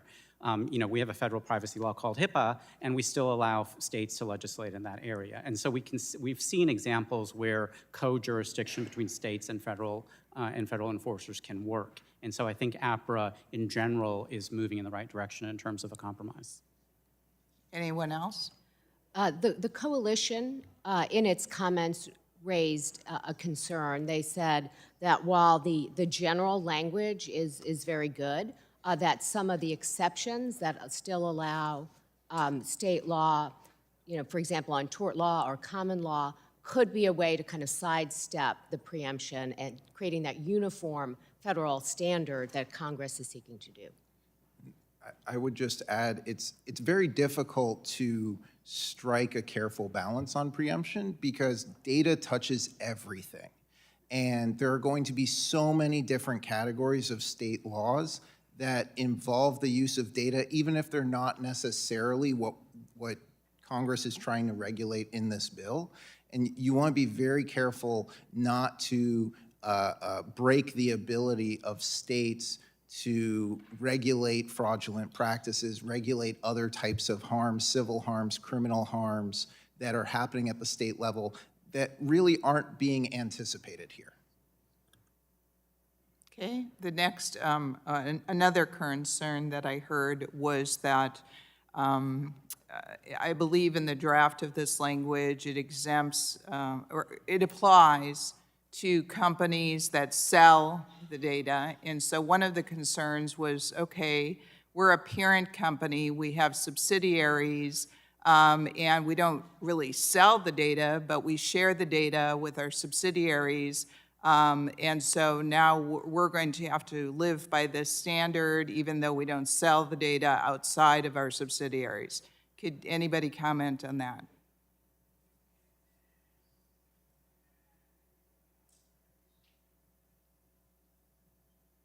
Okay, well, go ahead. I could address it or make an attempt. I think in terms of the bad sort of outweighs the good if you let that go. In particular with TikTok, I think it's really important to talk about software developer kits, SDKs. There are third-party tools that can be employed by American applications that can send user data to those companies. So you have, as Mr. Jain said, you have a whole veritable ecosystem of data transfer that's roiling about that. If you don't put strictures on that, the companies doing nefarious and noxious things will use those loopholes. So I would say you have to cover those loopholes, plug them, and then you take care of some of the SDK and other data transfer to third-party issues. Yeah, I think the concern you're talking about here is when you look at parent company and then subsidiary, it goes into a bigger issue that you look at called third and fourth party risk. So the whole ecosystem of the smaller organizations that are taking a look at the data to the larger organizations like we've talked about with TikTok, but making sure that there's the right provision across each line for responsible holding of all of the data, irregardless of the size, where they live in that ecosystem. That's what I think is concerning. And do you think that in this draft language that it addresses it? I think it addresses it for the most part. The only thing that raised a caution to me was actually the definition of small business on the dollar cap. And what I mean by that is there's a number, as again we've talked about today, AI is a big concern for us. And as the emergence of AI and generative AI comes up, there's a lot of small organizations that may meet that threshold of small business. They're utilizing data in a very interesting way that should be covered here. So I would look at the definition, I loved it, of 200,000 users, but the dollar cap on it I would be concerned about as we think of the new AI companies that are emerging that are going to be looking for data. Thank you. The gentlelady's time has expired. Now I recognize the gentlelady from Michigan, Mrs. Dingell. Thank you, Mr. Chairman. And thank you to all from this committee for holding this important hearing today, and to all the witnesses for testifying. Your input's been important. Privacy is a fundamental right, and I'm encouraged by this opportunity to make real bipartisan progress on this issue, including the recent developments around the American Privacy Rights Act. There is still some work to be done, and I encourage my colleagues on both sides of the aisle to think about how we can find solutions to further protect children and their data. We've made significant progress on several of the sensitive data categories in data minimization. I know not everyone will get everything that they want, but I'm encouraged by what we're examining today. It's reassuring to see the American Privacy Rights Act discussion draft include data minimization provisions. Data minimization is the practice of only collecting, processing, retaining, and transferring data that is necessary, proportionate, and limited to provide or maintain a specific product or service. Mr. Jen, are our children and consumers at risk because of the amount of their data that is currently collected and acquired online? Absolutely. I mean, I think we've talked a lot about how data brokers collect data from so many different sources and then compile them into detailed profiles that are then used to target ads along the line that Ms. Smithing, for example, described. So I think there's no doubt that there are tremendous amounts of dangers and harms that are occurring. Today, consumers are overloaded with constant breaches of their privacy and trust. Apps collect and they sell users' location data to the highest bidder, and data brokers sell information collected from apps on users and kids' sensitive data, names, birth dates, email addresses, GPS location history, purchase history, health conditions, and behavioral profiles. Mr. Jen, in your view, does the American Privacy Rights Act discussion draft sufficiently address data minimization? I think this is an example of where the data minimization language really builds on years of work done by this committee and others. And I think the basic standard is a strong one and does a good job. I think one place where we do need to look is in some of the permissible purposes and make sure they're appropriately cabined. I have in mind, for example, the provision that says you can collect and process data to prevent fraud. You know, at one level that makes a lot of sense. But we do know that data brokers, for example, will sometimes say they're collecting lots of data in an attempt to be able to detect fraud or to verify identities. And so I want to make sure that doesn't become a loophole through which data brokers can then justify their collection of data. So I think we need to think carefully about some of the permissible purposes, but I think the overall standard is strong. Thank you for that. Something that's also vital to comprehensive data privacy is privacy by design. That is to make privacy considerations central to the design of their products from the beginning. Forcing companies to consider their actions before proceeding is an important structural protection, and it's crucial that usability also remains central to the design. Ms. Frederick, can you talk about privacy by design and why you think it's important to include in the American Privacy Rights Act discussion draft?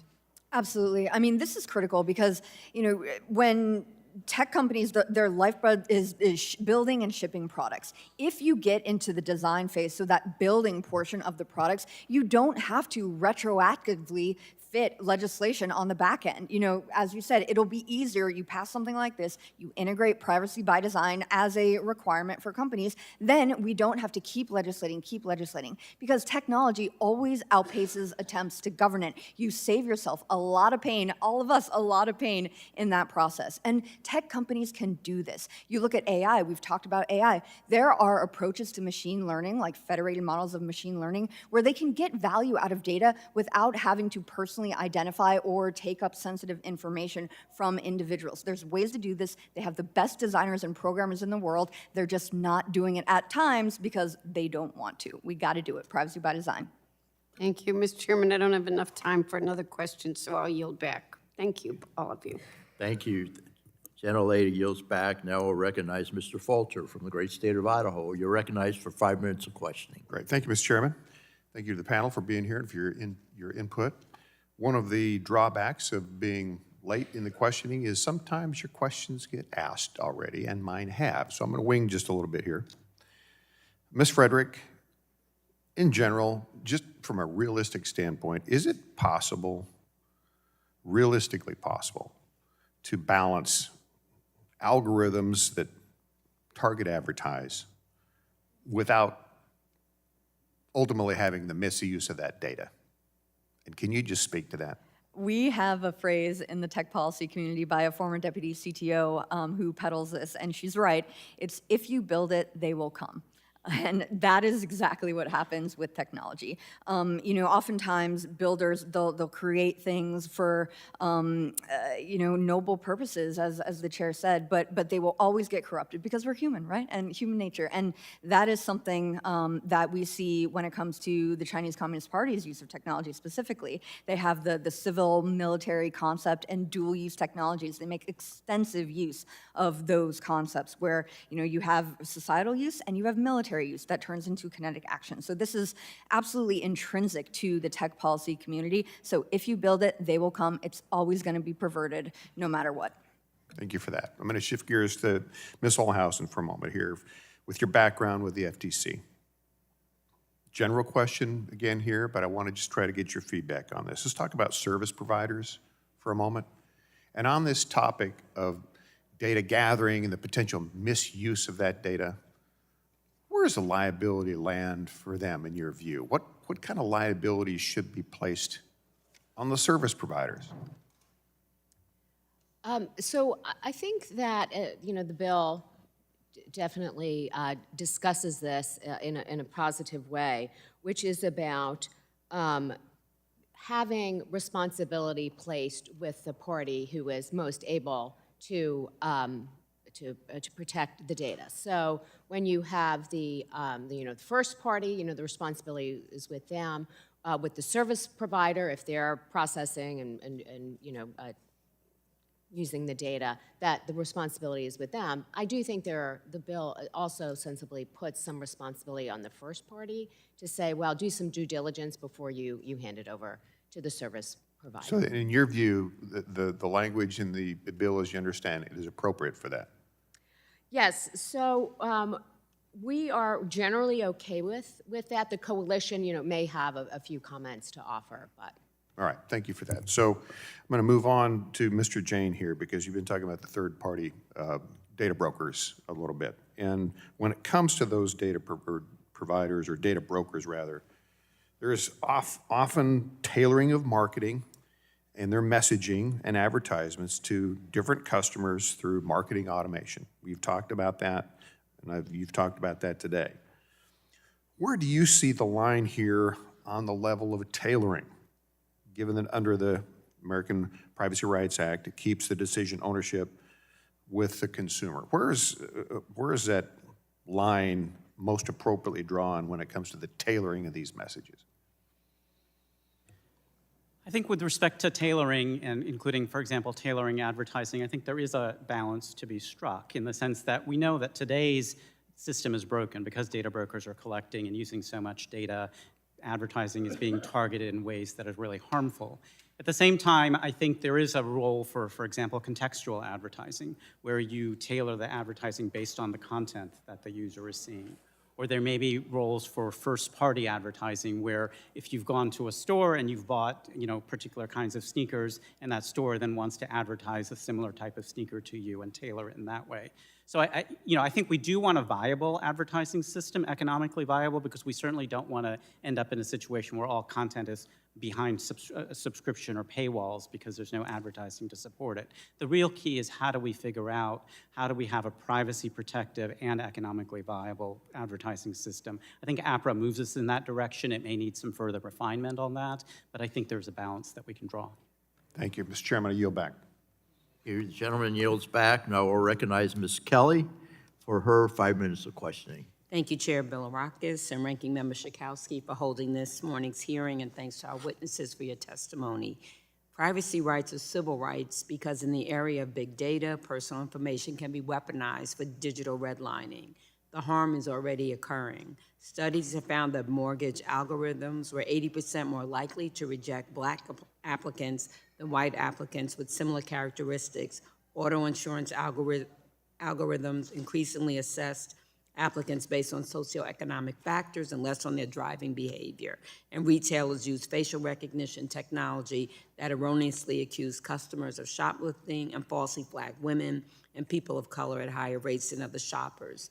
Mr. Brody, what safeguards are necessary to ensure a privacy bill does protect our civil rights? So first and foremost, we need the anti-discrimination protections that are in this bill that prohibit discriminatory uses of personal data in depriving equal opportunity to goods and services. We need the assessments of algorithms before they are deployed and after they are deployed. We need access correction and deletion rights because those are the tools that allow us to uncover discrimination, fix it when it occurs, and we need really strong enforcement. And that enforcement has to be three-tiered. We need a strong federal regulator, we need state attorneys general so that we have more cops on the beat, and we need a private right of action because, as we've seen over and over again throughout our history, sometimes individuals are the only ones that can vindicate their own rights. If you look at the history of major Supreme Court decisions on civil rights, over and over again, they are brought by individuals. They are not brought by government. Thank you. And does collecting, processing, retaining, and storing sensitive data that is not necessary to provide a product or service pose an unacceptable threat to that privacy? It depends on the circumstances. It can. We really need to have very carefully tailored data minimization provisions for that sensitive information to ensure it's only being used for the reasons that consumers expect and is not being transferred to third parties without the proper procedures in place, and be very careful with that information. As we've seen in recent years, there's been circumstances where people searching for healthcare online are putting themselves at risk, and we need to make sure that that information is protected. Thank you. And Ms. Sajan, what are the potential consequences if there is no private right of action against entities collecting, processing, retaining, and storing sensitive data that is not necessary to provide a product or service? Well, I think, as we've talked about a lot at this hearing, data minimization, particularly with respect to sensitive data, is really a central feature, in many ways the foundational feature of this bill. And so I think that means that we need strong enforcement around that provision, because if we don't have that, we sort of undermine the foundation.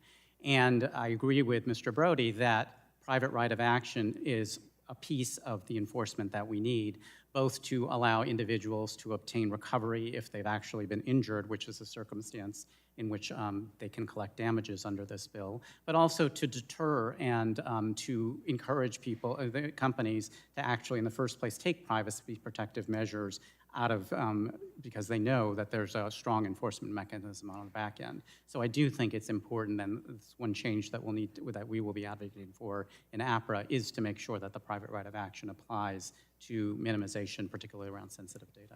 Thank you so much, and I yield back. Appreciate General Lady yields back. Now I'll recognize the General Lady from Tennessee, Ms. Harshberger, for her 5 minutes of questioning. Thank you, Mr. Chairman, and thank you to the witnesses for being here today.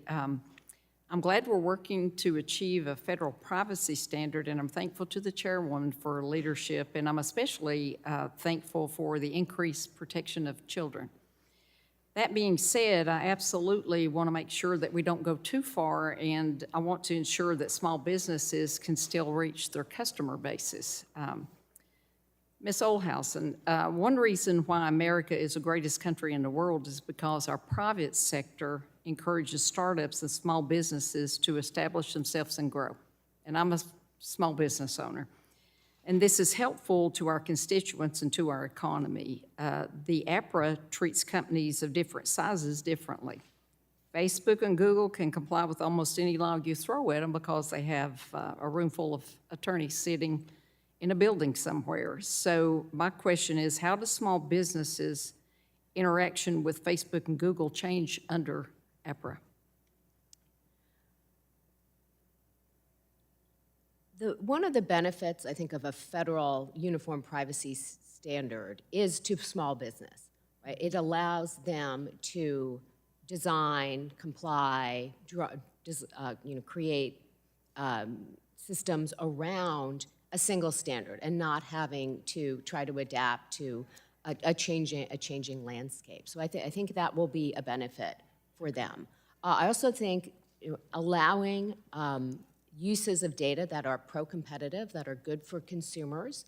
A lot of advertising, some advertising can be problematic, but a lot of advertising really serves a very beneficial pro-competitive purpose. So I think this bill strikes a good balance there to allow small business to compete. Okay. I'll continue along with you, ma'am. In the FTC's 22 through 26 plan, Chair Khan deleted language which stated that the FTC would accomplish its mission without duly burdening legitimate business activity. In contrast, the APRA includes critical privacy protections for Americans and small businesses. I'm concerned that if the FTC moves forward on a privacy standard without Congress, Americans will have weaker protections and innovators will be unduly penalized. So my question is, what concerns do you have with the FTC's current plan to go it alone? I think that the FTC, like going back to when COPPA first got adopted, it gave the FTC really clear guidance from Congress and some useful tools. So I think the FTC, moving forward in privacy, it's done what it could with its general authority, but to get these additional tools and the ability to help protect consumers better, having that clarity from Congress, that authority from Congress, is really key. Yeah, it has to be clear what the intent of Congress is when they go after this. I have a question for anyone on the panel. How would a dual regulatory regime for common carriers reduce innovation? Anybody can answer. Maybe you don't want to answer. I would be happy to address that. The FTC has really developed quite a lot of expertise in privacy and data security and in these areas, and I think it's used it effectively, and this bill would allow it to use it even more effectively.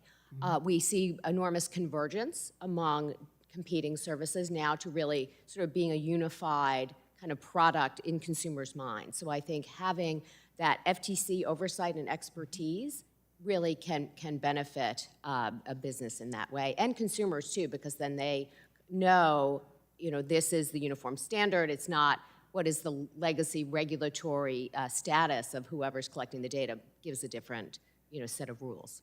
I think it'll actually help innovation, to be honest with you. So when we look at what's coming from a generative AI perspective and the emergence of a significant amount, to your point, of startups, having one standard that startups can comply with, that understand the rules, the regulatory landscape, without having to try to look state by state by state, I think is going to be an enabler. And it gives a very strong set of guidance for how we can actually address third and fourth party risk, which is something I think is a huge concern. Okay. If I could, I would just add, with regard to common carriers, I think it's important, I agree, for the FTC to have strong powers here, but we also don't want to squander the expertise of the Federal Communications Commission with regard to telecommunications and the many important things that it does that the FTC would not be equipped to do. Okay, thank you, sir. I think with that, my time is up and I yield back. Gentlelady yields back, and now we'll recognize Ms. Trahan for her 5 minutes of questioning. Thank you, Mr. Chairman. I'm grateful to you and Ranking Member Schakowsky for organizing today's hearing and for your commitment to resuming this committee's efforts to advance comprehensive privacy legislation.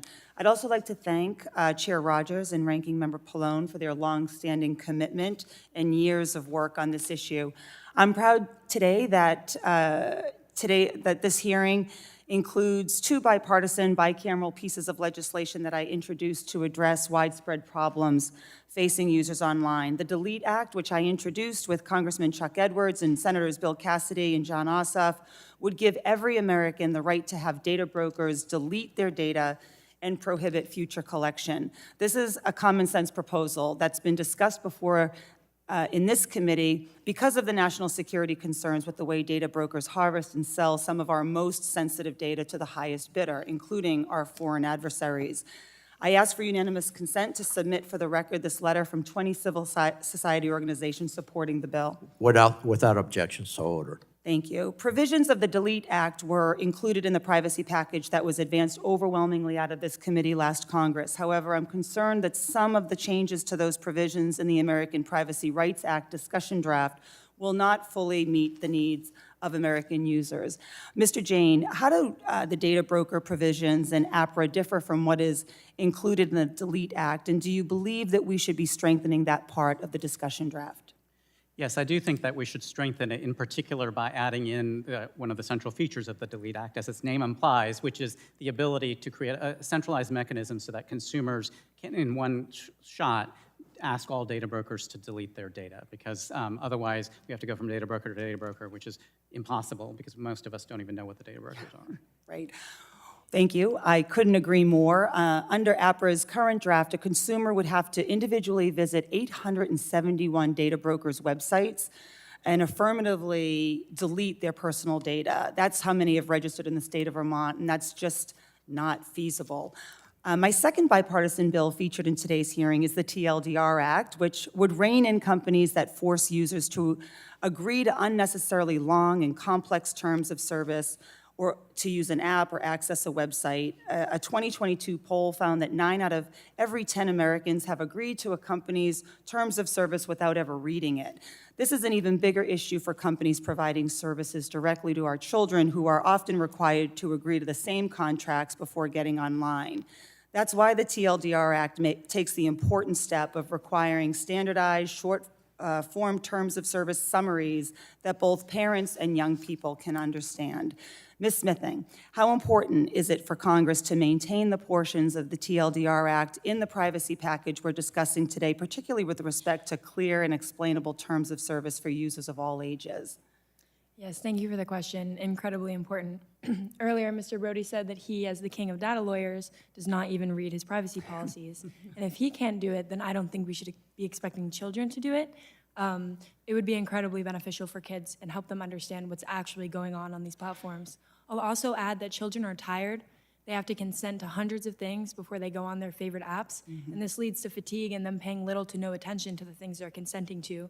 So a policy like this that expressly says, in clear and concise language, what is happening would be greatly beneficial to children. Thank you so much. Well said.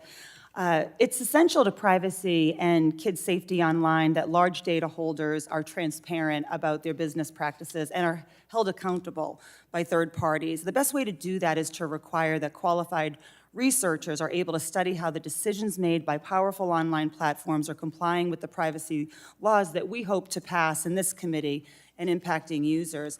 I've been working with Senator Coons on language to empower researchers to take a look under the hood of powerful online companies like Meta and Google in a way that allows them to do their work while protecting user privacy and intellectual property. And I'd also like to submit another letter for the record from the American Psychological Association demonstrating the extent to which researchers' access to data is jeopardized and the urgent need for Congress to act to support their work. Without objection, so ordered.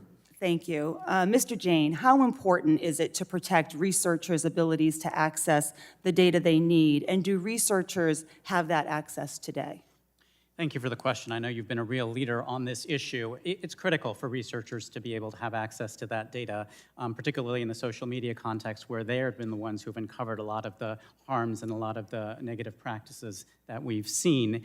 And unfortunately, we're actually moving in the opposite direction. We're seeing company after company withdraw or make less available data that researchers need. So I think it is very critical that we promote and do that. Unfortunately, I think APRA probably needs improvement in that area. I think ADPA had a specific permissible purpose around public interest research and the ability to collect and process data for that purpose. And I think we should probably add that back in with appropriate privacy protections to make sure that that kind of public research can continue. Thank you. We have some work ahead of us, but I look forward to advancing a strong, bipartisan, comprehensive privacy package. Thank you, Mr. Chair. I think we're off to a good start. Thank you. Gentlelady yields back and now recognize Mr. James, who's the newest member of our full committee. You're recognized for 5 minutes, sir. Look forward to working with you. Thank you, Mr. Chairman. First, I would be remiss if I didn't recognize the grand opportunity I've been given to serve as a freshman on this committee. I want to express my sincere gratitude to Chairwoman Rogers, Chairman Bilirakis, and my colleagues on Energy and Commerce for having trust in me and giving me this opportunity. In parallel, I would like to recognize the grand opportunity in front of us to pass real, substantive public policy to benefit the American people as it pertains to data privacy and security. This is an issue that I hear about regularly when I'm back home. And it's a testament to the committee's ability to get things done in a bipartisan way that we are working with the Senate Commerce Committee on this issue as well. I'm really glad that my bill, H.R. 6149, the Protecting Kids on Social Media Act, is also under consideration and in front of us here today during this hearing. The damage that social media is doing to our kids is unconscionable and extremely disturbing. Big tech, these social media platforms are making our young people more depressed and wreaking havoc on mental health, particularly after the COVID pandemic. As a father of 3 school-aged boys, the warning signs of social media's impact on kids are abundantly clear to me. I've said for years, Facebook Meta is the Philip Morris of our time, and now is the time to take action. My bill, the Protecting Kids on Social Media Act, aims to do exactly this. First, it establishes the minimum age of 13 for platform use and prevents big tech, big government, and strangers from usurping parental consent from parents of teens. Second, it reins in abuse by big tech using algorithms to target minor children. And most importantly, the bill empowers parents. It gives parents a fighting chance to protect their children, which is why we're here in the first place. I would appreciate the thoughts of my colleagues and our guests here on ways to fine-tune and advance my bill, H.R. 6149, the Protecting Kids on Social Media Act, now and in the future, and on social media kids safety package. So my time is limited. We have 2 minutes, 45 seconds. My first question is to Ms. Keene. Here in Washington, as you know, we're constantly searching for the right balance when it comes to the size and scope of government. Could you discuss the potential benefits and drawbacks, particularly in terms of the role of social media companies, online platforms, versus the role of government in keeping kids safe online? I'm a conservative. I believe in limited government, not no government. So can you help me to strike that balance? I think there's going to have to be a public-private partnership in it. We've talked a lot about big data companies today and how they're, the exploitation, but there's also the opportunity for better coverage, better work together to do the right things, especially for children. As a mother, I've seen cases where I personally had my children attacked on social media and had to engage law enforcement because of a school issue. I've had sextortion cases with friends of ours' children. We've been through every single time. It's a question of there's going to have to be a public-private partnership on this. So the more we can work to create better standards, better understanding, simplified language, the ability for parents to take a more proactive role. I myself have very tight parameters around our children's social media. Those are the things. And take example, too, from international opportunities to look at best practices, like the child helpline that they have in the UK. No questions asked. If there's some type of bullying, some type of problem online, you can call an anonymous line that's funded by the UK government to get help. Those are the kinds of things I think we should look at. And I think you bring up a very, very good point, Ms. Keene. Not every parent, not every socioeconomic status has the time and the day to look over their kids' shoulders 24 hours a day. Sometimes people have to work 2 shifts, night shifts, and putting these policies in place will help put up guardrails so that our kids cannot be exploited any further. Data security impacts everyone in every generation. In Michigan's 10th Congressional District, home to over 100,000 seniors, roughly 18% of my constituents, failure to create a common sense data privacy only makes my constituents more vulnerable. Elder abuse. Can you speak to the damage the status quo is causing seniors in Michigan and how this new bill, American Privacy Rights Act, could improve their lives? The damage is significant. I had my mother had her personal identity stolen in a nursing home. My father had his identity and his data stolen when he was suffering from late-stage dementia. And 3 weeks later, we received a phone call, an erroneous one, that he was told that his grandson had been kidnapped and he had to put $5,000 into an account because they had done a hacking onto social media and they understood what to say to get him to believe that. It's terrible for seniors. So what I would say is this: the data minimization and the consumer control pieces of APRA are great steps forward to make sure that seniors, too, simplified language, minimal data, ability to control what's online as you get older, I think is critical.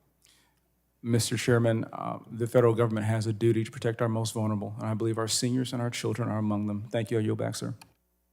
Thank you, and thanks for asking that question with regard to seniors. We appreciate that very much. Now we'll recognize, the gentleman yields back, and I'll recognize my fellow Florida Gator from the town that I was born, Gainesville, Florida, Ms. Kamek. You're recognized for 5 minutes. Thank you, Mr. Chairman, and go Gators. You better get used to this. Thank you to all our witnesses and for everyone who's with us today in the room.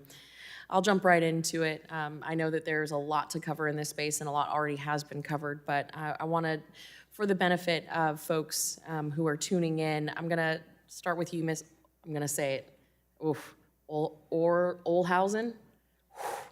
If I botch it, I'm sorry. I think it's important to understand what data is collected, and certainly Americans, I think, are woefully unaware of how much data is being collected and harvested. So I want you to describe, if you can, and I know you can, the type of data that is collected by online platforms from consumers during a typical user experience. Specifically, what is collected, stored, and or sent to other entities in the following instances. And these three are scenarios that are very common every day for everyday Americans.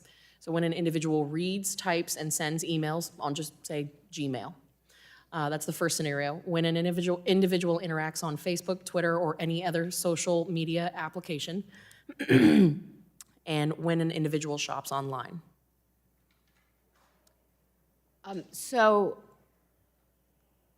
I know, yeah. that's a lot. Yeah. So based on the information that the coalition members collect, who are telecommunication providers, ISPs, right? So to provide information, to provide service, right? These services, they may have to collect a wide variety of data. For content of communications, they're not necessarily collecting the content to use for any purpose, for selling. Certainly, as consumers interact or users interact, for payment processing, fraud prevention, things like that, they may collect a wide variety of data. Right. And I think what people fail to realize is that everything is being tracked, and we're consenting to this in those ridiculous long terms of service, that nobody reads, right? I think they've even added an option where you can simply press a button and it takes you right to the very end. You don't even have to scroll anymore.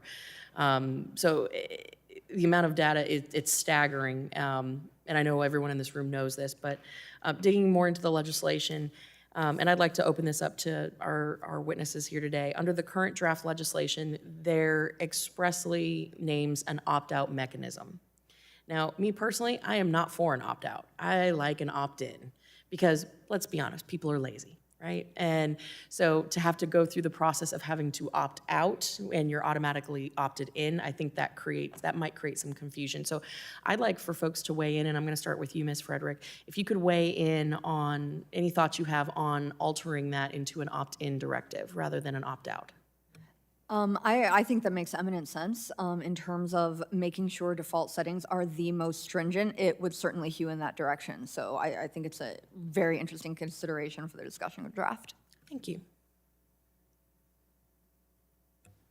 I agree, it's an interesting consideration, and we know about the power of defaults, that where the user is, where the settings are set initially, usually are where they stay because of inertia. People don't have enough time. I think the one thing to think about is to think about in particular settings, whether the opt-out or opt-in is the right mechanism. In other words, there may be certain settings in which the default, it's okay for people to be opted in, but we still want to give them the choice to get themselves out of a particular system. So I think that's the balance we have to strike. Okay, thank you. I think the opt-in is interesting, but I think we should look at those lessons learned from some of our international counterparts who've already put some really robust, to think about GDPR and others, privacy laws in place. So we should look at the lessons learned of opt-in versus opt-out. There's also technical ramifications. So for organizations that are going to have to really hold and maintain the technical aspect of data privacy, there's big differences between the opt-in and opt-out. So I would look at the advice of how, from keeping a main baseline of cyber standard, the differences would look out. And I know I'm leaving you guys here. I have got 25 seconds, and I have another question I got to get to. Directing to you, do we have, let me say, do you think that it makes sense? I'll say this. Do you think it makes sense to give the FTC data security authority over the entire economy, the whole of the economy, but leave the FCC in charge of data breach notification for legacy communication? So the coalition in its testimony suggests that data breach notification should also not be left with the FCC. Other concerns have been raised about that it would make sense to have it be unified under one agency. I had a feeling you might say that. And I have, well, no, I'm over my time, so I apologize, Mr. Chairman, to our two remaining witnesses. If you could submit your answers to the question regarding opt-in, opt-out, that would be wonderful. Thank you. With that, I yield. Thank you. General Lady yields back. Now we'll recognize Ms. Schreier for her 5 minutes of questioning.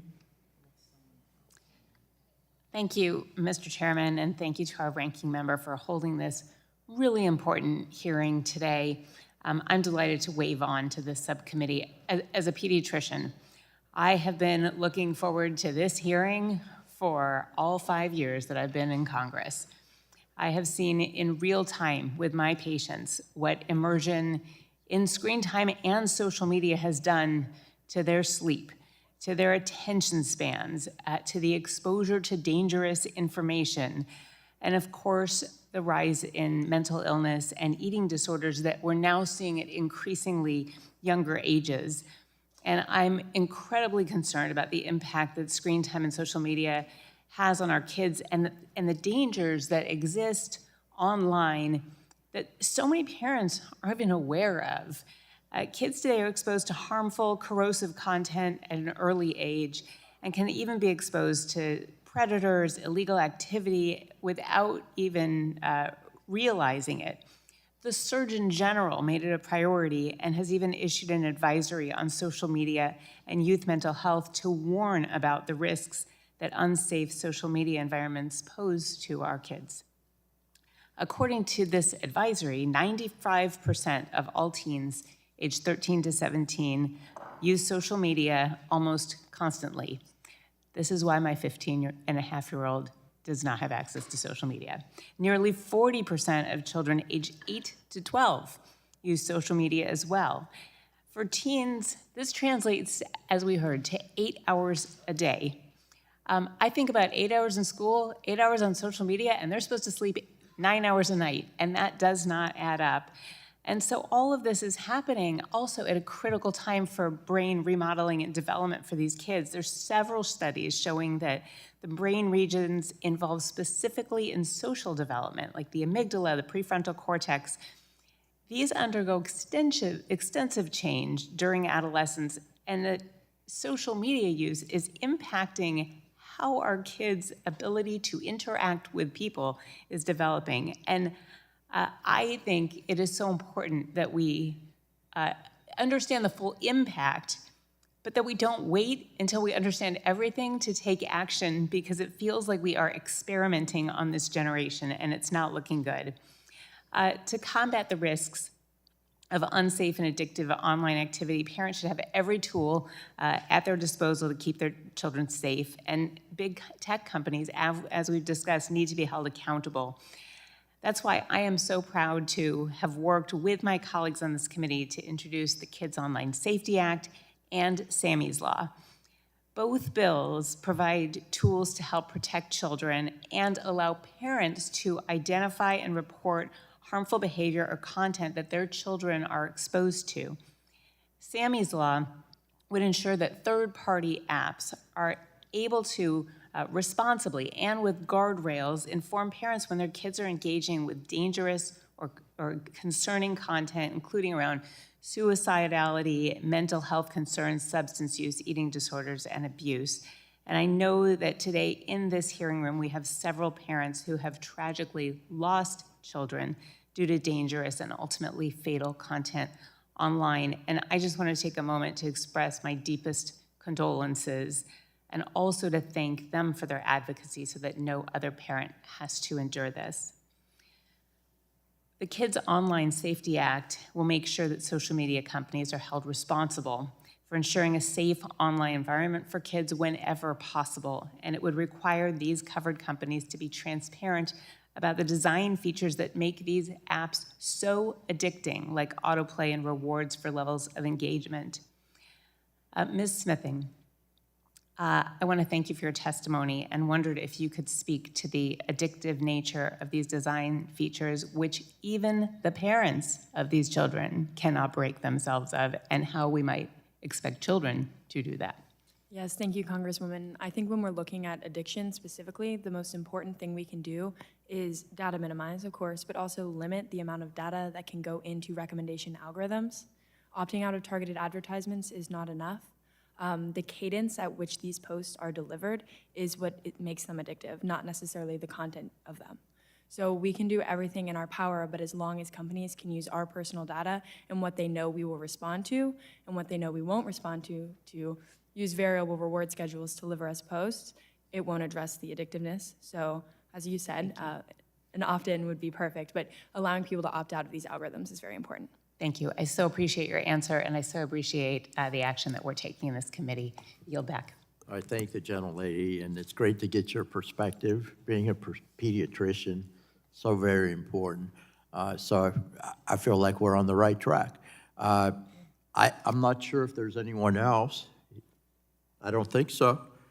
So I think this is a very informative hearing, and the testimony was outstanding. It really was.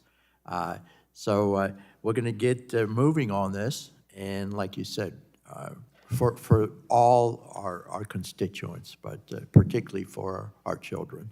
So thank you. I ask unanimous consent to insert into the record the documents included on the staff hearing document list. Without objection, so ordered.